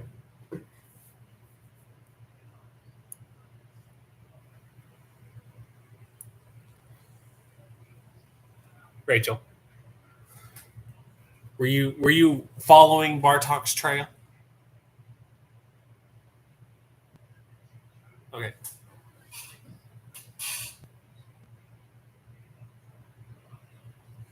No. Oh, hold on. The guy looks up from his desk, sees Bartok. Who the blazes are you? And Velfie, you can tell this guy can't see you. You have a hulking bugbear in between you two. And so as soon as Bartok hit that, you kind of shrunk back behind Bartok, so the guy doesn't see you. That's what your 20 got you.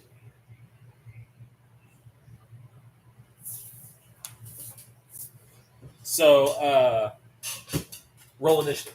As Sam, you say your quick little thing.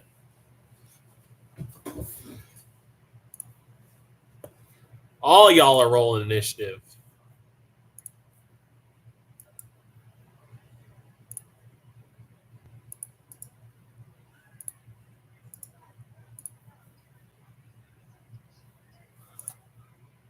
Very quickly. Whisper into his ear.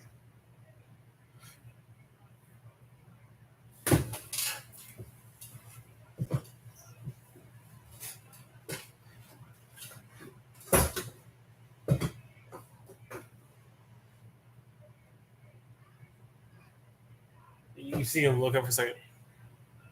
Master Briartor doesn't have subs. If he is not here, we are just to do our private studies. So he stands up. So I ask again, who are you?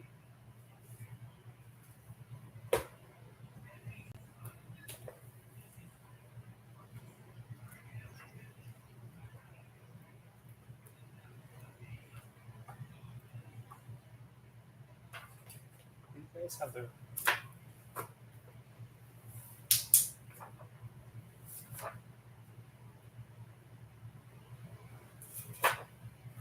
Hold on. You did your quick little thing. I'm looking up a stat block. That quick little thing, and then it was initiative. Hold on.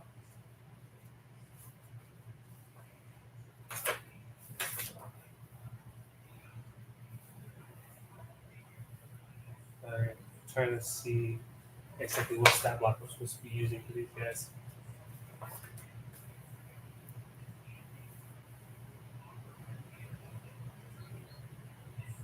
Arcane sentinels. Let's see. They have.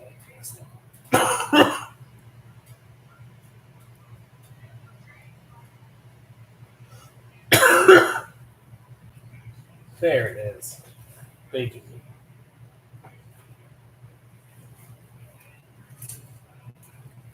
Okay.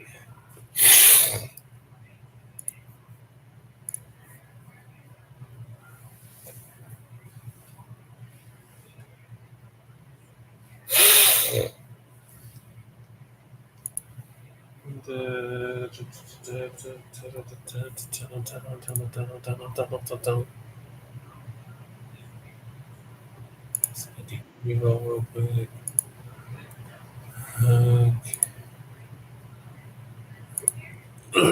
Whoops. Where did this come from?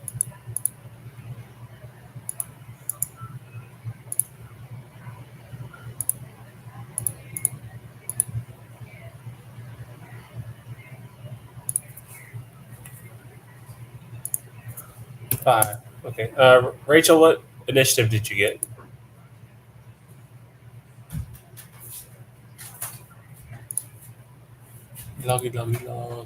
Log. See, Rachel 8, Bartok 3. Y'all sucked on your initiative, by the way.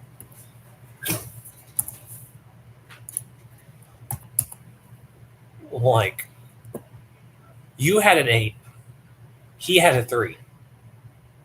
Bartok. And the guy's in between you two. All y'all had bad rolls. But he at least has the excuse of not having a modifier.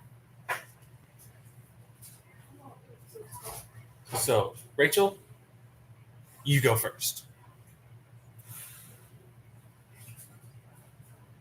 There's 1, there's 2.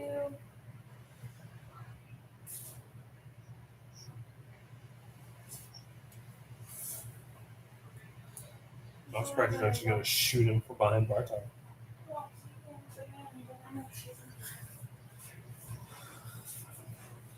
Okay, give me stealth. Why?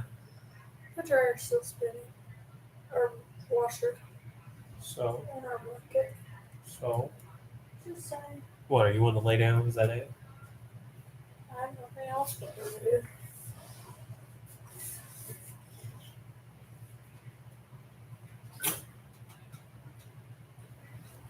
Okay, so did you get God? As you try to, are you trying to like climb under a desk or something?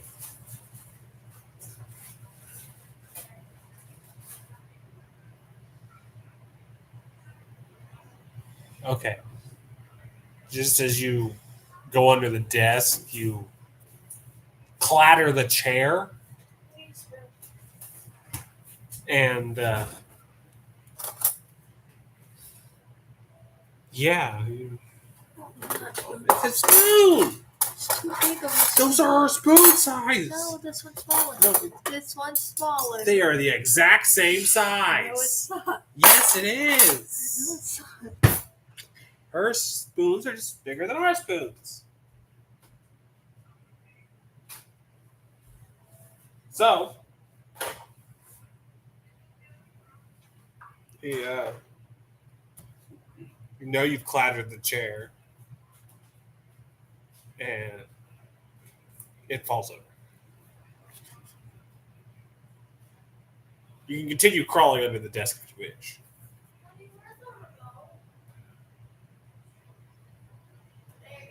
Over by the husky statue. Sorry, what?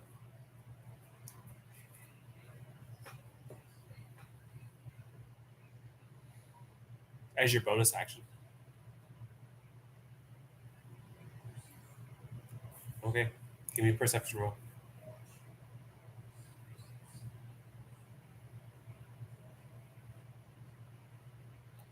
You give a side eye and you notice his eyes go to where you are and not where Bartok is.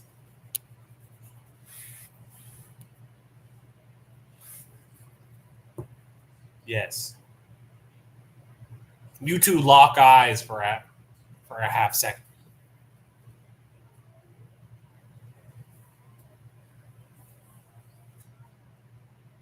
The rest of your movement.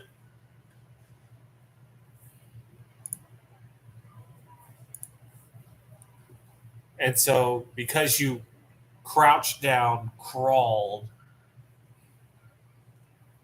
um, crouching, I'm going to say is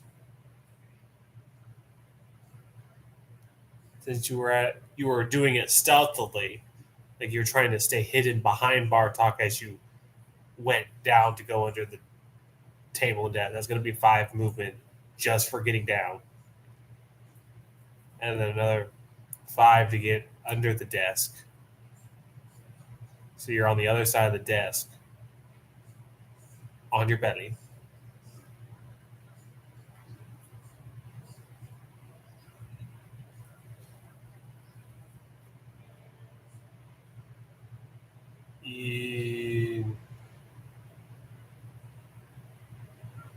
Is there a reason behind it? Because this is going to take your action.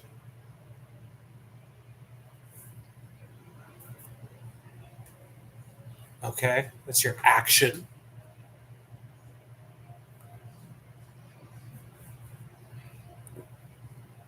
No, not really.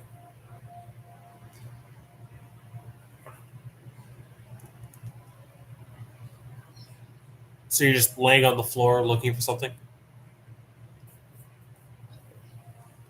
You crawled under on your hands and knees because you went under a desk.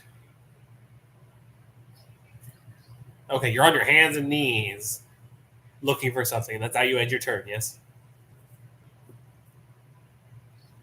Okay. His turn now. Who in the blazes are you? And hold on, let me see exactly what these guys do on their turns.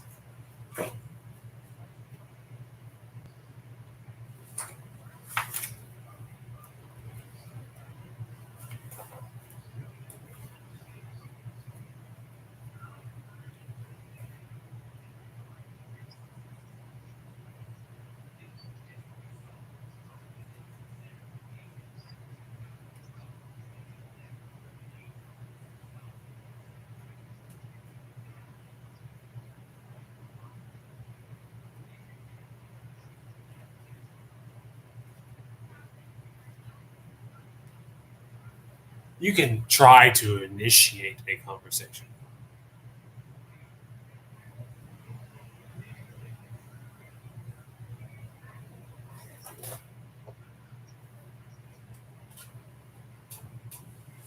You can start one. It's just to keep the order of events in a sort of line.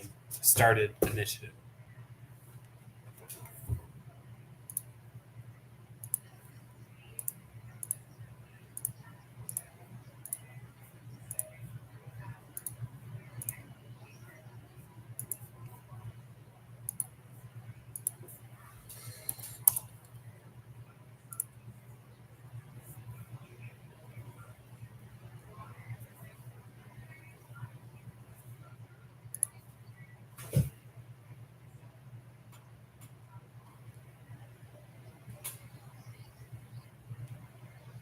Well, I didn't know you were going to say something.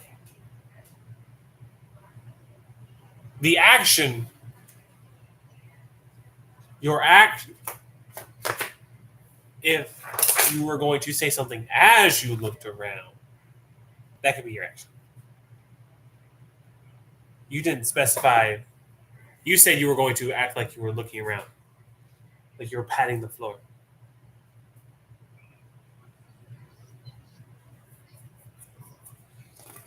Not very well.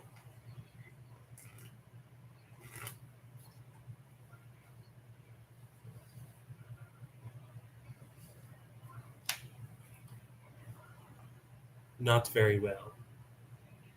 But short message. What's your short message as you look around? We'll backtrack.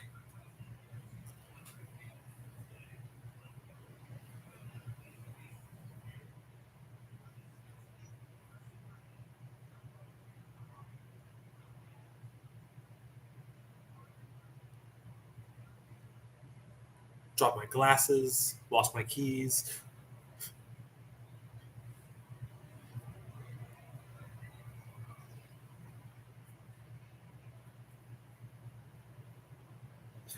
His turn. What?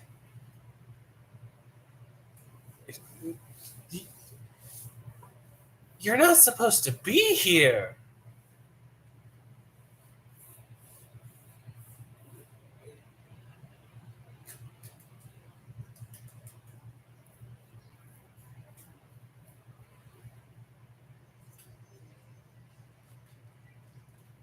Bartok is in initiative order, but he hears.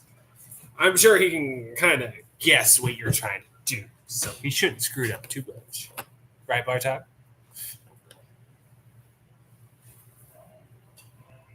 Sam, you there?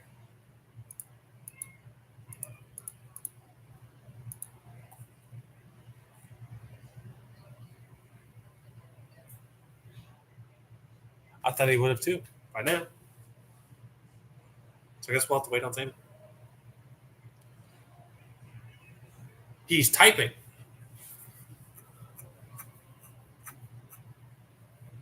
He said, I'm back. So speak.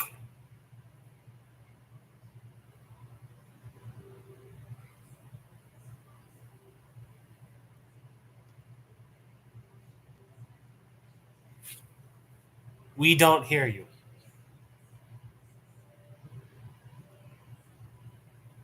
There.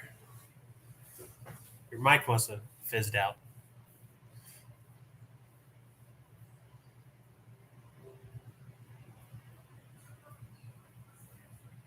Okay. So were you here for the whole byplay of Rachel's turn? Okay. Well, you said you were going to get food, so we weren't sure exactly where you left and where you came back.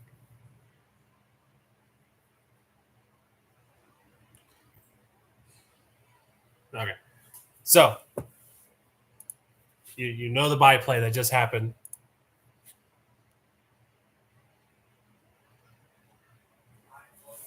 You hear that byplay, and you notice as she said, as the student says that, she's kind of looking around the room. Her eyes flitter around.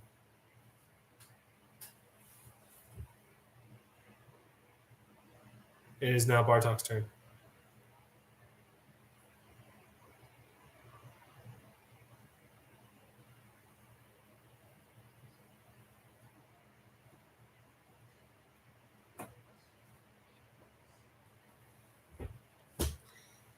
You're going to try to continue with the ruse?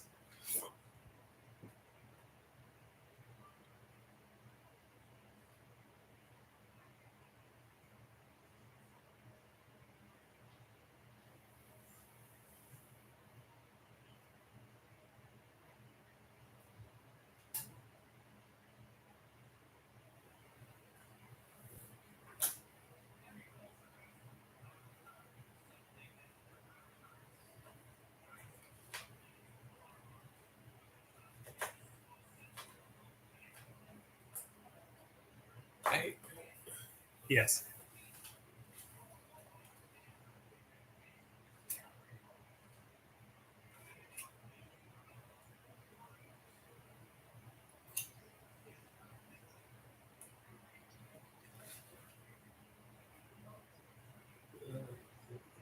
Do you do anything as you talk?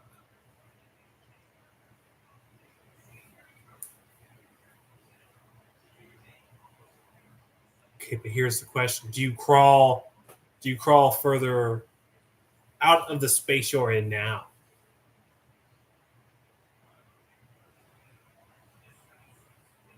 Like, are you crawling around the room?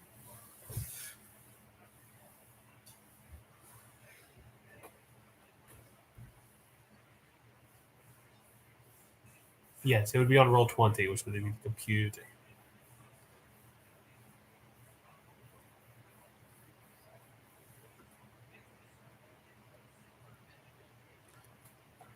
The left side.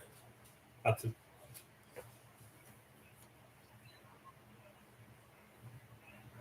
it's not in this room, it's in the next.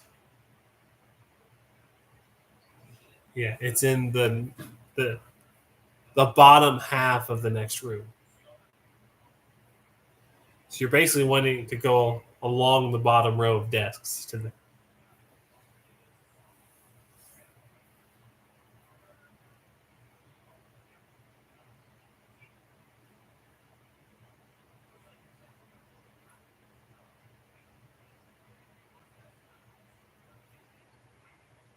Okay.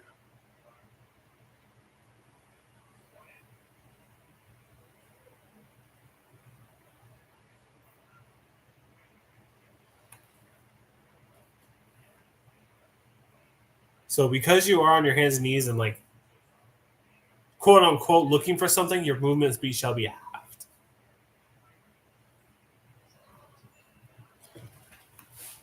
So you can only move 15 feet.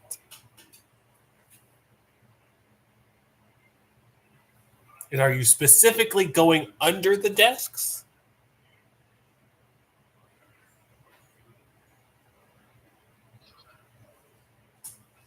So in between them. Okay. Okay. So you move your 15 feet, which would end you up right in front of this arcane sentinel.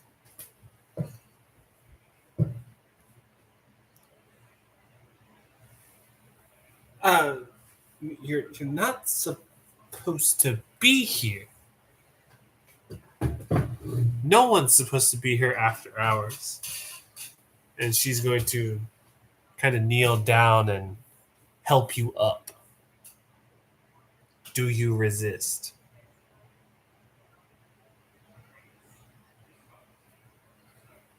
Just letting you know. I just wanted to. Her.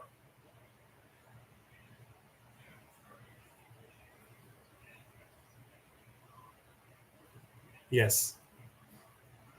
A quick reaction response.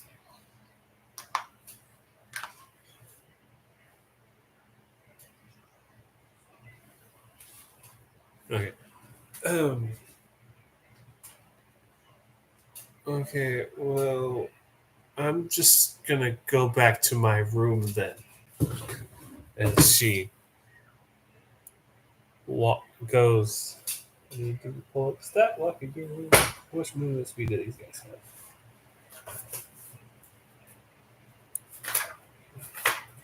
have? I didn't move my bookmark to the right spot.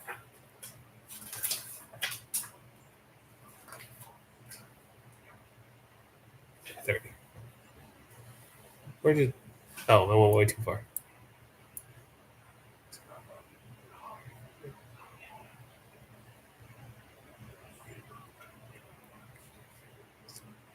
As they go around,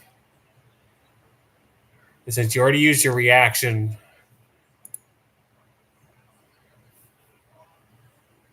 for the moment. Depending on what Bartok does, this could be the last round or not. So as she's going around, and Velfie, you did not get an attack of opportunity. Velfie, because you already used your reaction for that little byplay as he was getting you up, you do not have an attack of opportunity. Because he did. I'm just letting you know. Because it felt like I should have said that. You would not got an attack of opportunity anyway because you used your reaction for the little byplay as she was standing you up.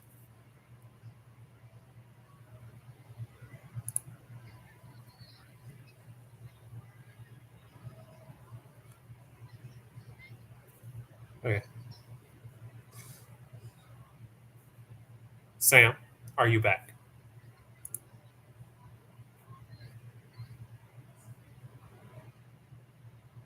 Okay, Sam is muted, so he's not back yet.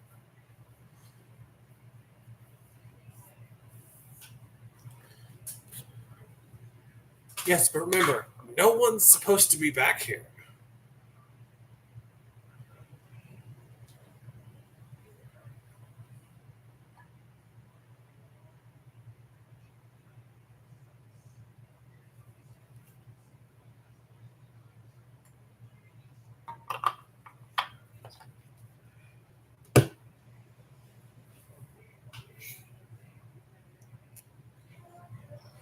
So, I guess go back to your cosplay stuff while we wait for Sam to get back.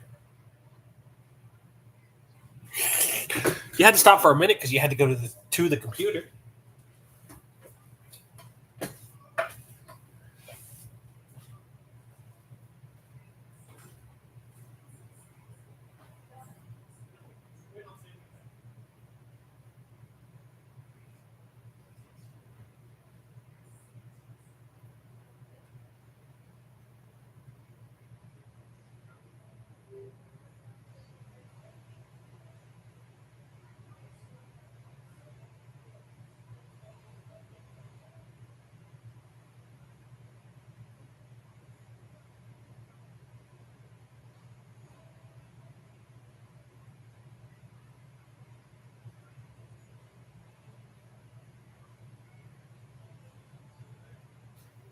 Yes.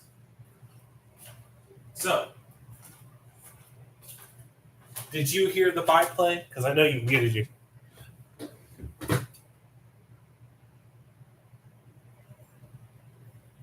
Okay, good. So you did hear it. So, what do you do, if any?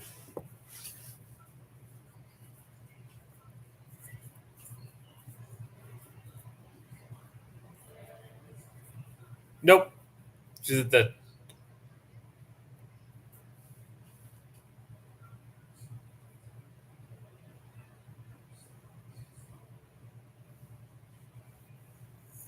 Okay.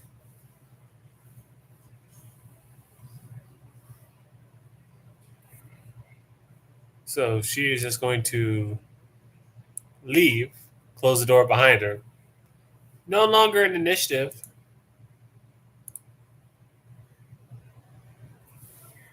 So you guys.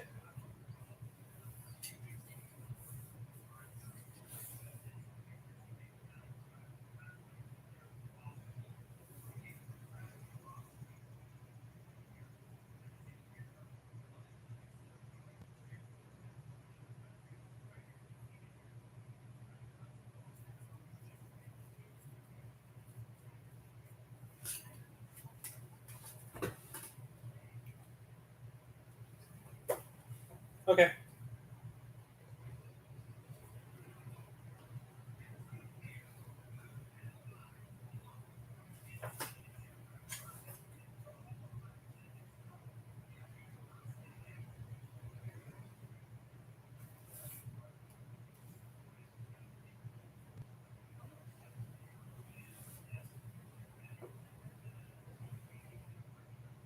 So you go into the alchemy lab and refer back to your map to where this valve, which part of the room this valve should be in.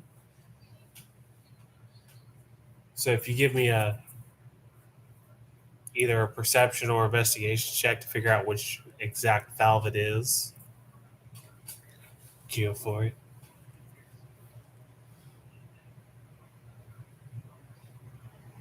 Give me a perception check to see if you can figure out which exact valve you're supposed to be turning.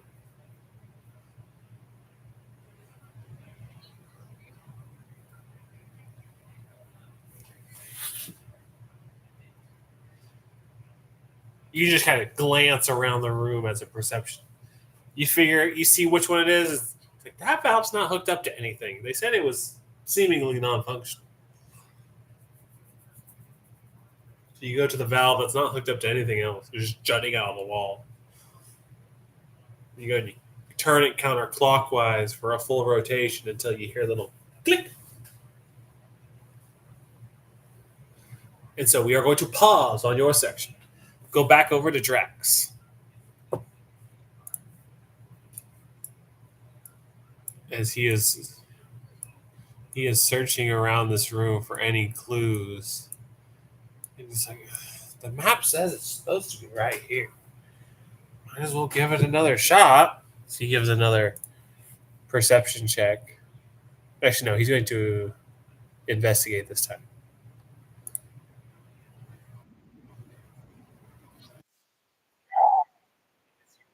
4.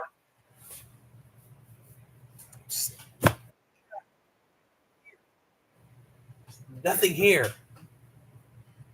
Why would the map say there's something here when there's not? It's like, wait. And he looks back to his map. He said there was a bell here. Oh. And as he's pondering that. No, you did a couple rounds. So he's looking at it and like, I wonder. Takes out the clone of his spellings. This is on this section of the wall. So he sprays around on that part of the wall. And as he sees the glyphs light up, he notices one tile lights up a little more than the whole little frame lights up. He notices one tile has a couple of extra little symbols on it. And so he touches it before he hovers his hand right over the little tile. And once the symbols goes away, he pushes it. And the whole section of wall just moves to the right to reveal another room. I can't believe that worked. All right.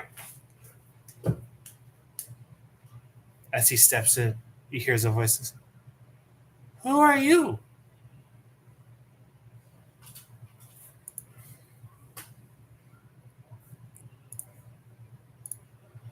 As he notices a young woman is sitting in this seemingly empty room or secret room.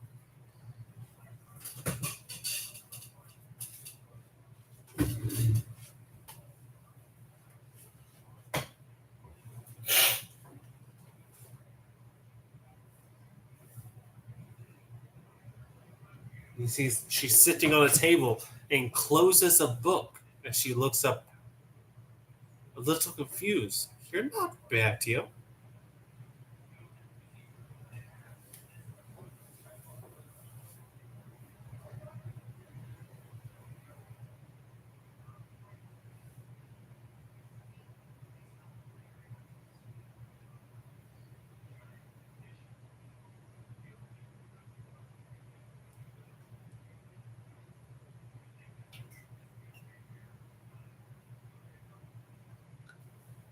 You're not Batio. What are you doing here?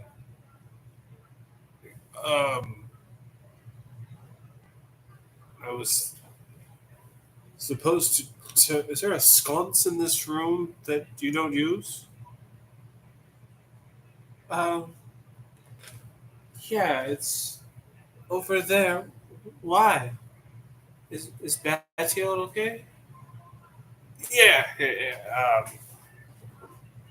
Yeah, he's fine. He's supposed to check on it, make sure it's still working. I'm gonna give a deception check real quick. And it fails. Sconces don't malfunction.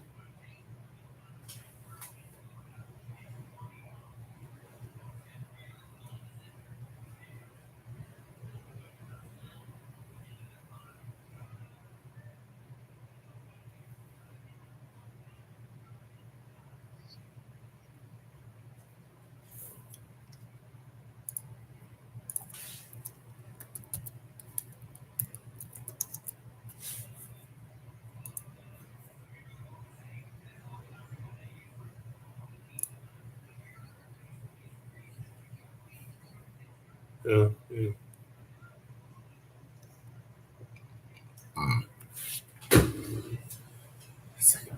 And this woman goes, "Oh, we didn't know until today." But the woman stands up, goes, "I don't." It puts her book down on her chair. And goes, "I don't think so. You're supposed to be in here." Steps forward towards him and goes to place her hand on her shoulder. And let's see. What?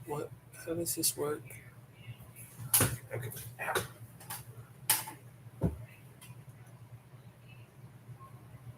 +4 to hit with spell attacks.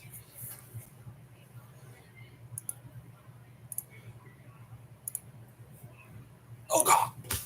As she reaches out, Bartok just slides his shoulder to the side as lightning trickles from her fingers.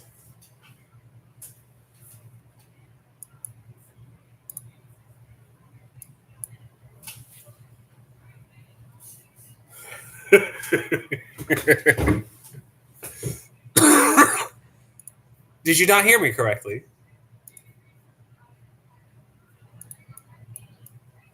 No, Drax. Sorry. That's what I was making sure. I was like, you didn't hear me correctly. As yes.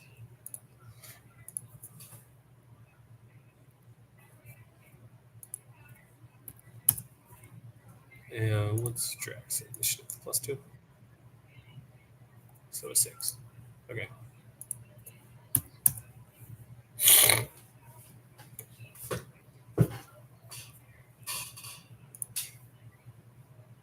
Crap, she has a lot of health. As she had stepped towards and tried to grab his shoulder, he happened to turn just a little bit, and as she stumbled forward, he noticed that lightning had been in her grasp. Yes.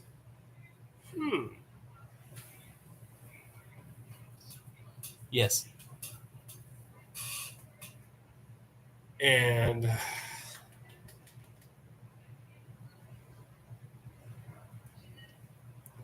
now she's standing in the doorway. Well, basically right in front of him. He said they're both standing in the doorway. So he is going to grapple her.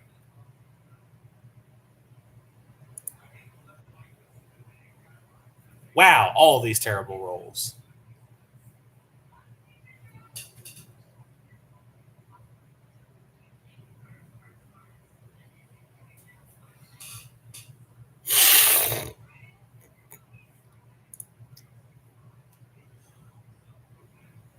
If he goes to try to grab her, she just takes a half step back. It's like, no.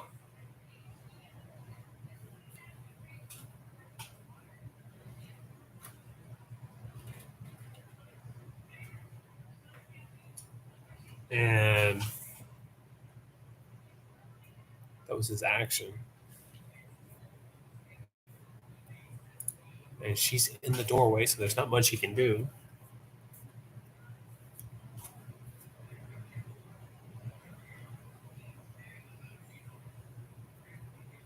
So it's going to be her turn now.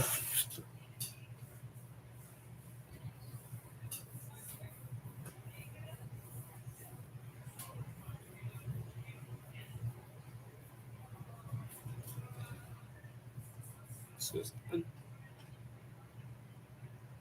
going to ask you once to leave. I do not recognize. This is Bertio's private floor.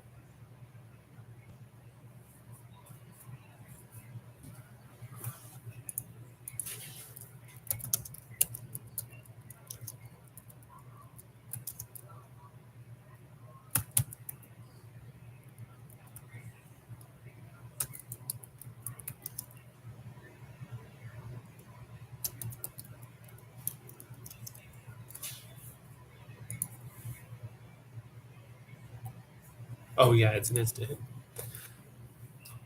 And as she says this, let's see, what is it? First level? Yeah, first level.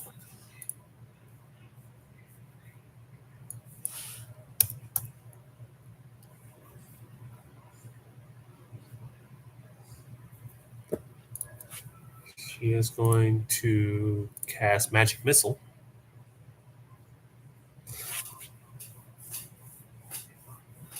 How many darts is that? 3? Okay. So he's going to take, yeah, it's 3 for first level. And he's going to take 6 points of damage as she says, "You're not supposed to be here," and turns her palm around so her fingers point down and just Magic Missile right in front of him. But it rolled freaking 1, so it's only 2 per. So only 6 damage.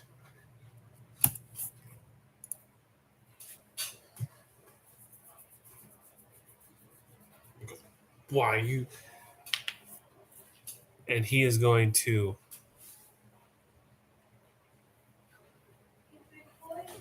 We'll do that. He is going to do a half crouch, and he's going to tackle her.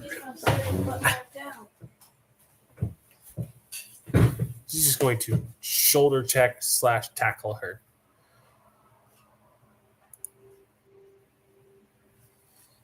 Ooh, a 22.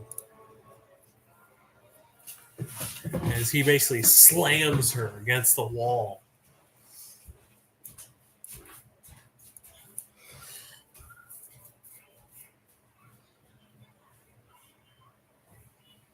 And he is going to. So that was 5. No, that was a shove. That's what it was. Just big shoulder shove. She's going to take, D4 damage. She's going to take 2 damage. Because that's a hard wall to be shoved into.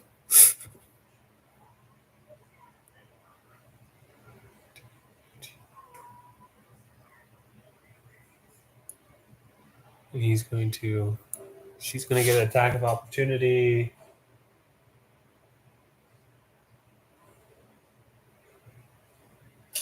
Do a spell with attack of opportunity.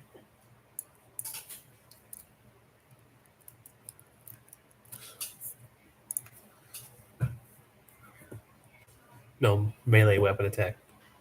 And she doesn't have any.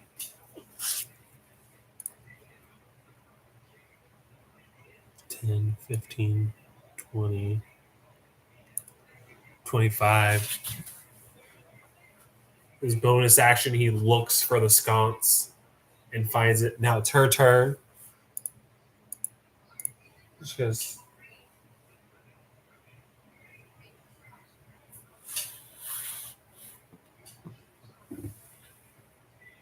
told you you're not supposed to be in here.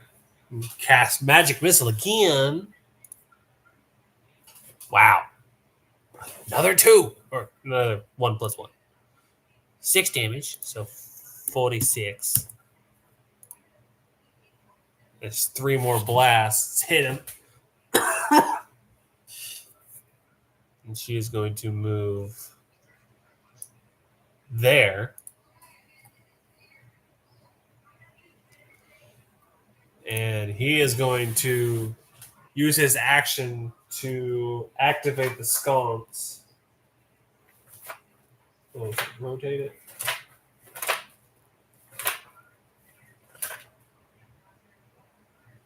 Yeah, he's going to rotate the sconce until he hears a click. He's going to turn around. He's going to walk up to her. And is shoving a bonus action. Shove. Nope, it's an action. So he's just going to have to stand there and not do anything while she goes and uses her action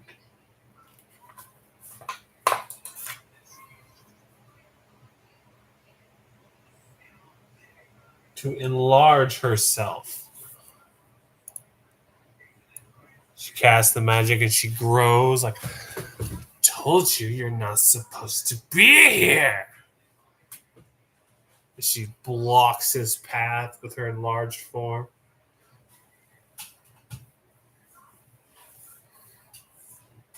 And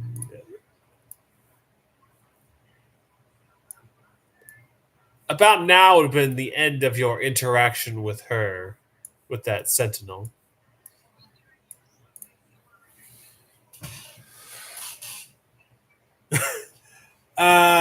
Give me a perception.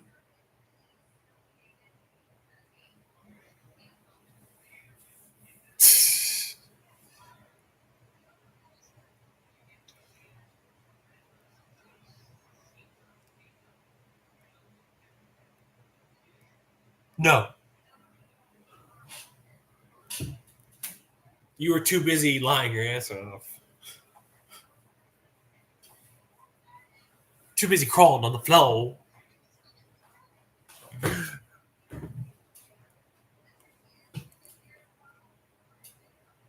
But he is going to, with his bonus action, grab his great sword. It's like, I don't want to do this. And he is going to attack.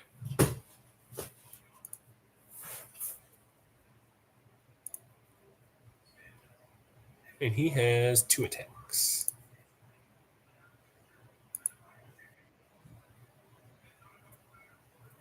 A 25. Is that AC of 9? Really? Wow. So that hits.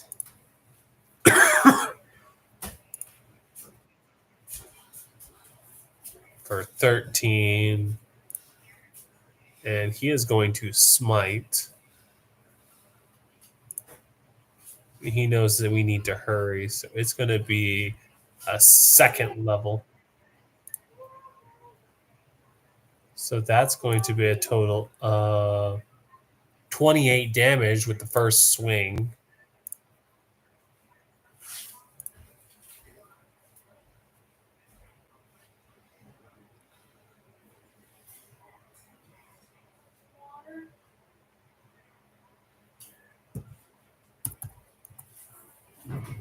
Oof. That was a good chunk of the bar. And he gets another swing.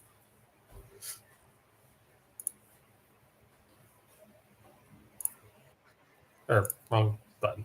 13 still hits. Okay. No, that's the damage. I need the DC. See if he even hit. 13. Okay, it still hit.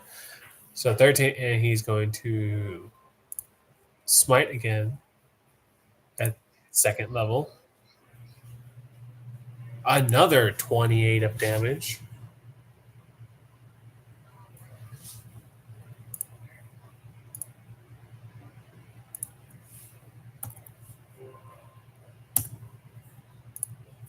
As she is now wounded.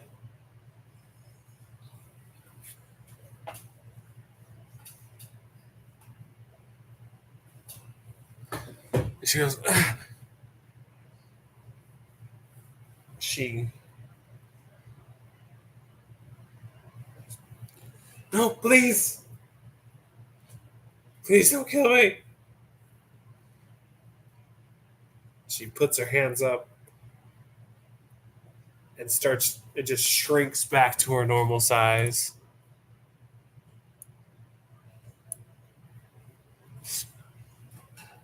If I let you leave, don't kill me.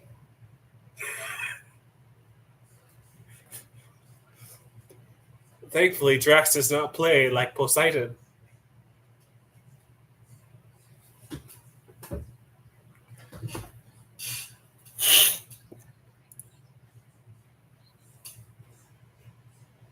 Yes, I know, but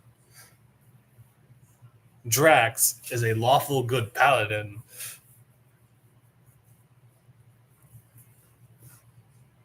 And so she cowers back to her chair. And he's not going to take a swing as she goes. Just let me leave. Will not bother you.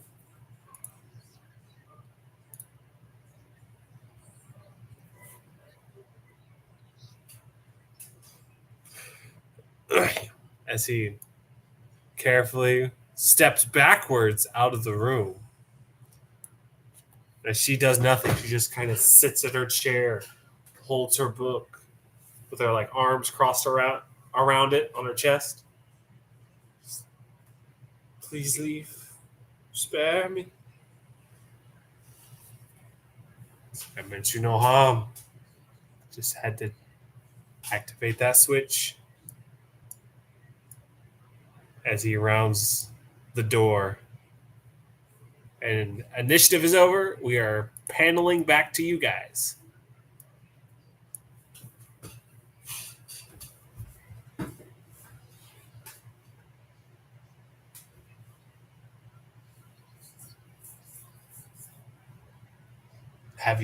Have you yet though?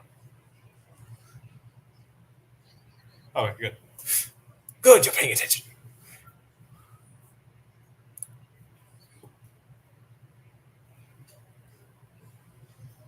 So you search around for that valve, you hit it.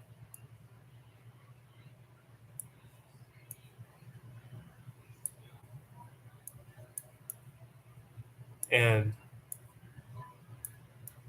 are you exactly doing anything as you leave that room?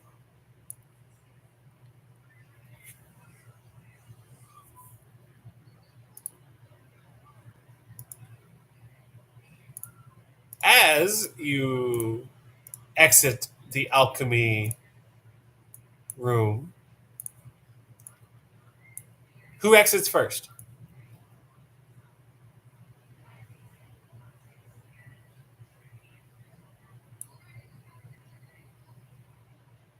Okay. As you step out, you see 3 people in the other end of the room blocking the door.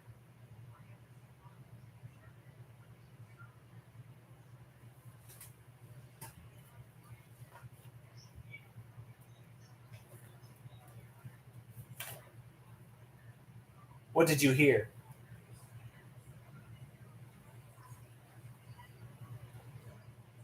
No, that was it. You see 3 people at the other end of the room.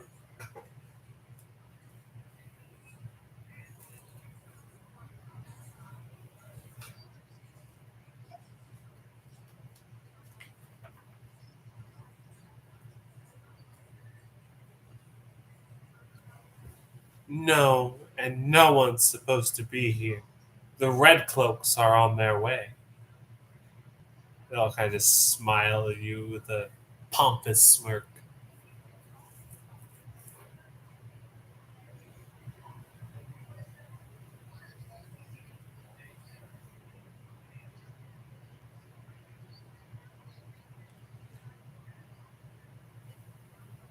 That is something you're going to have to discuss with the Red Cloaks. We are just supposed to hold you till they get here. No, the Red Cloaks didn't turn into Hellhounds. The Knights of the Crown turned into Hellhounds. No. Just the Knights of the Paladin Knights of the Crown, which are the higher ranking knights, they turned into were Hellhounds. The Red Cloaks, they're the same. They're the same kind of people. It was just the specific, um, basically royal guards, the main uh, force for the kingdom, turned into were Hellhounds.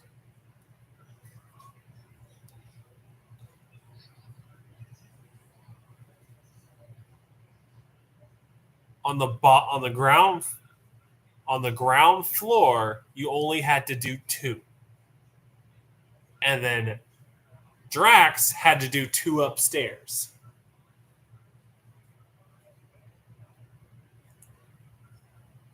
But you don't know that.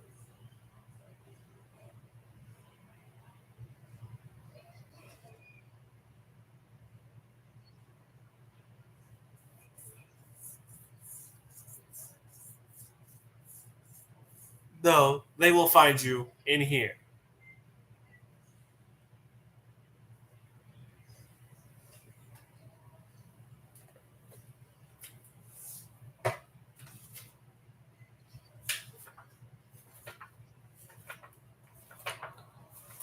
Not our problem.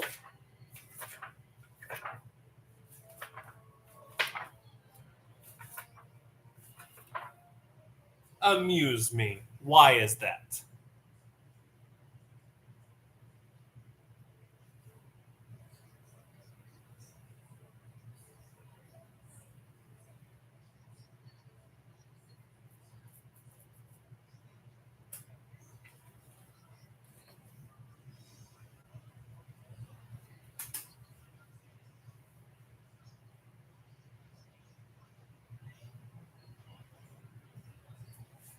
Bad to you.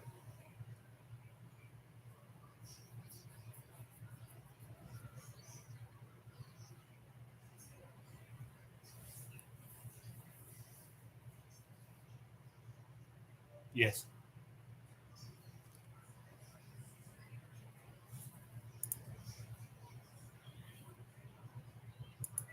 Yeah, they just kind of look at you like,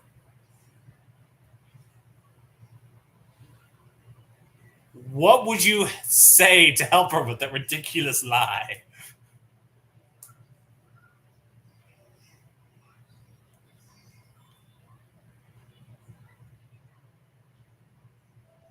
No, it don't help.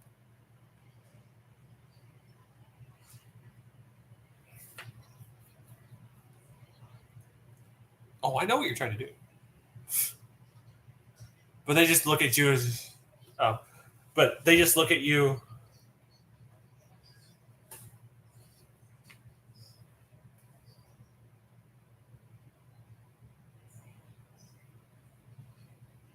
The 3 of them just look at you, and the middle one speaks. We have magic. We can deal with a few rats. Like yourselves.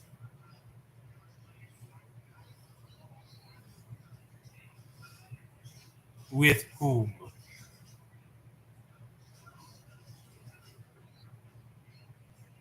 Not my problem. And that is none of my problem.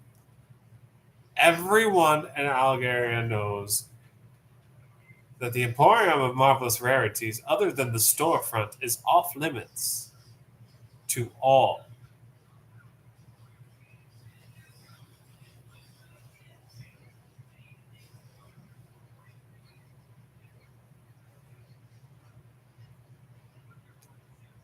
We find it, we will deal with it.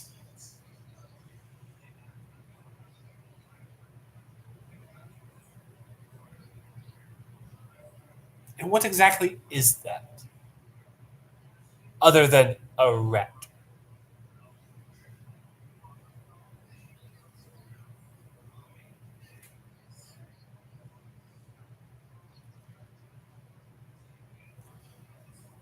Oh well, that's a problem for the Red Cloaks to deal with.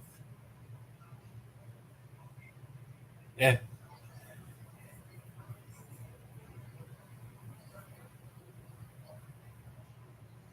Really? I see there are two of you and three of us.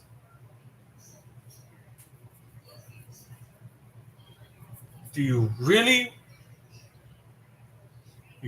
want to go that route?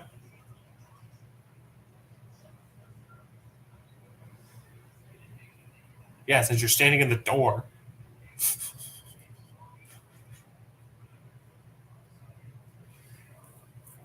Kind of stand in the door to this whole argument there.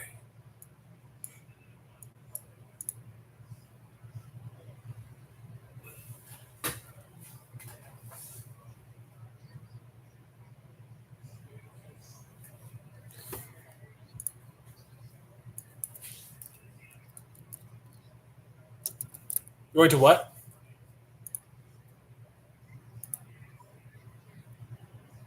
You know you have to cross 5, 10, 15, 20, 25, 30 feet just to get in front of them, right? No, you guys left that door of the. Look at the map.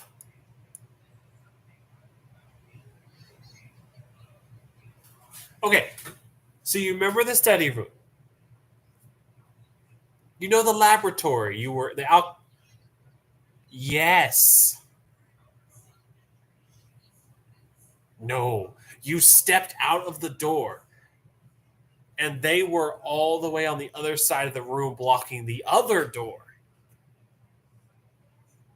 saying, "We're just going to wait for the Red Cloaks."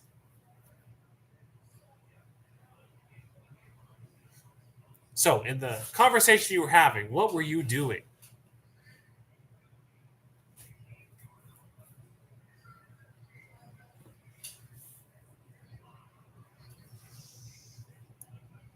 Okay. So, about center of the room.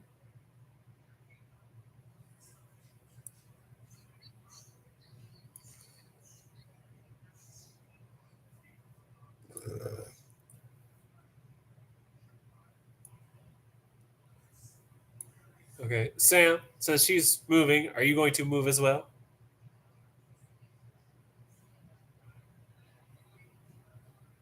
Yes, she would have moved out of the doorway.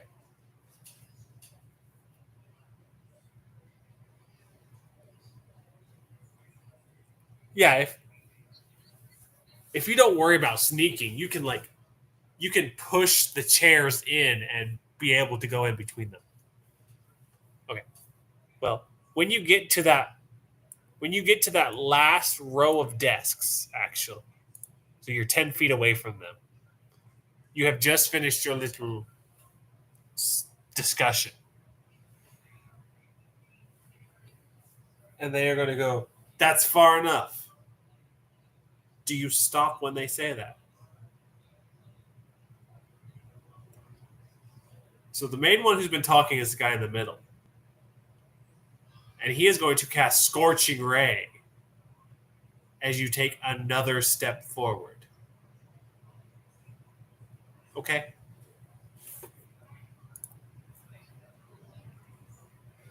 Yeah, hold on. It's not a DC, it's an attack. No, that's he has to beat your AC. He's making a ranged spell attack.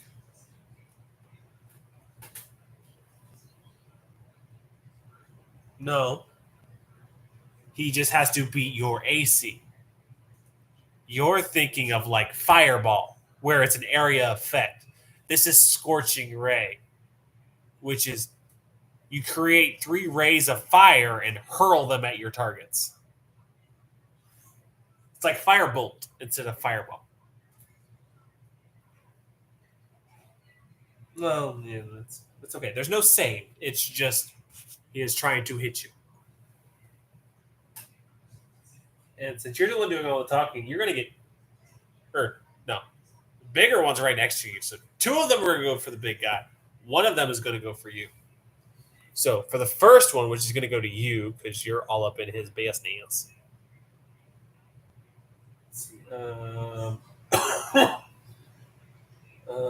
Plus 5 to hit. Yeah.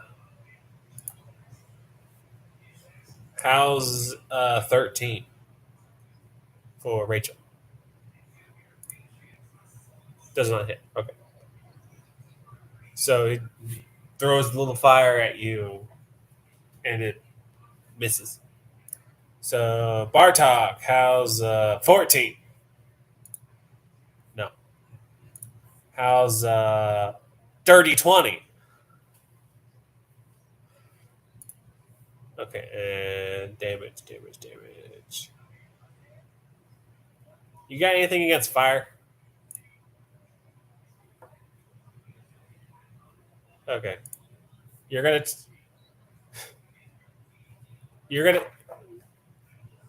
no, because you shook it all off. Yeah. Well, you took 5 points damage.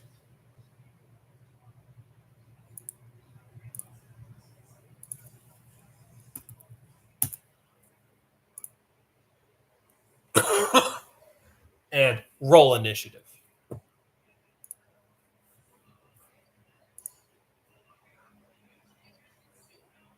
Thinking 9. How long does it take you to Tinkiki out?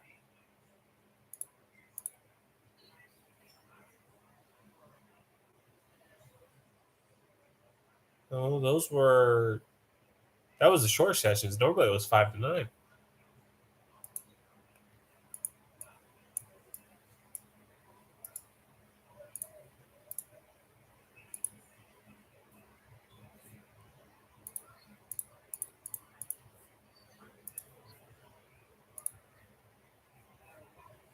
Why won't it let me add a turn for you guys? Why are they just adding? Oh, it's because you 2 are selected. That's why. Ow.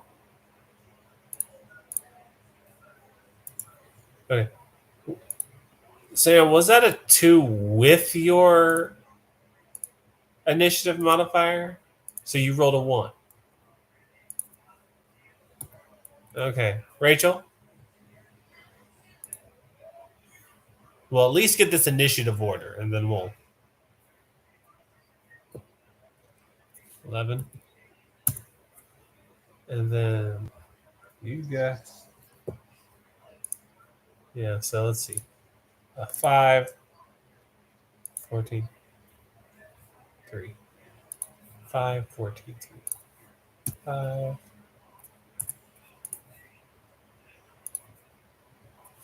14.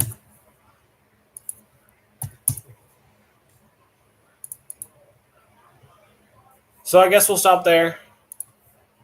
Drax, you've hit all the switches. You don't know it yet, but guys have hit all the switches. Let me get to where I should be current on my notes at. You've done the switches.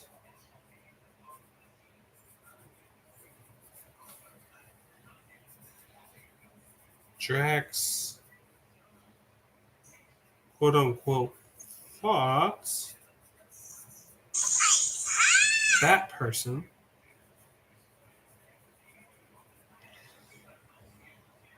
And Bartok and Velfie start fight.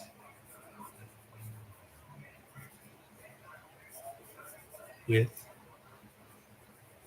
Sentinels,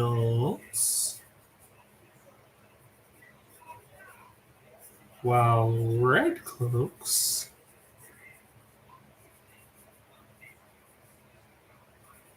on a route. So yeah, you've done all the switches. Neither party knows it yet. Drax dealt with that one person. And you two are about to start a fight with the Sentinels while the Red Cloaks are on route.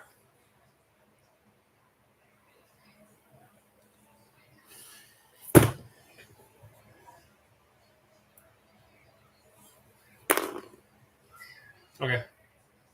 So we're going to end it there for tonight. So I'm going to stop my live stream.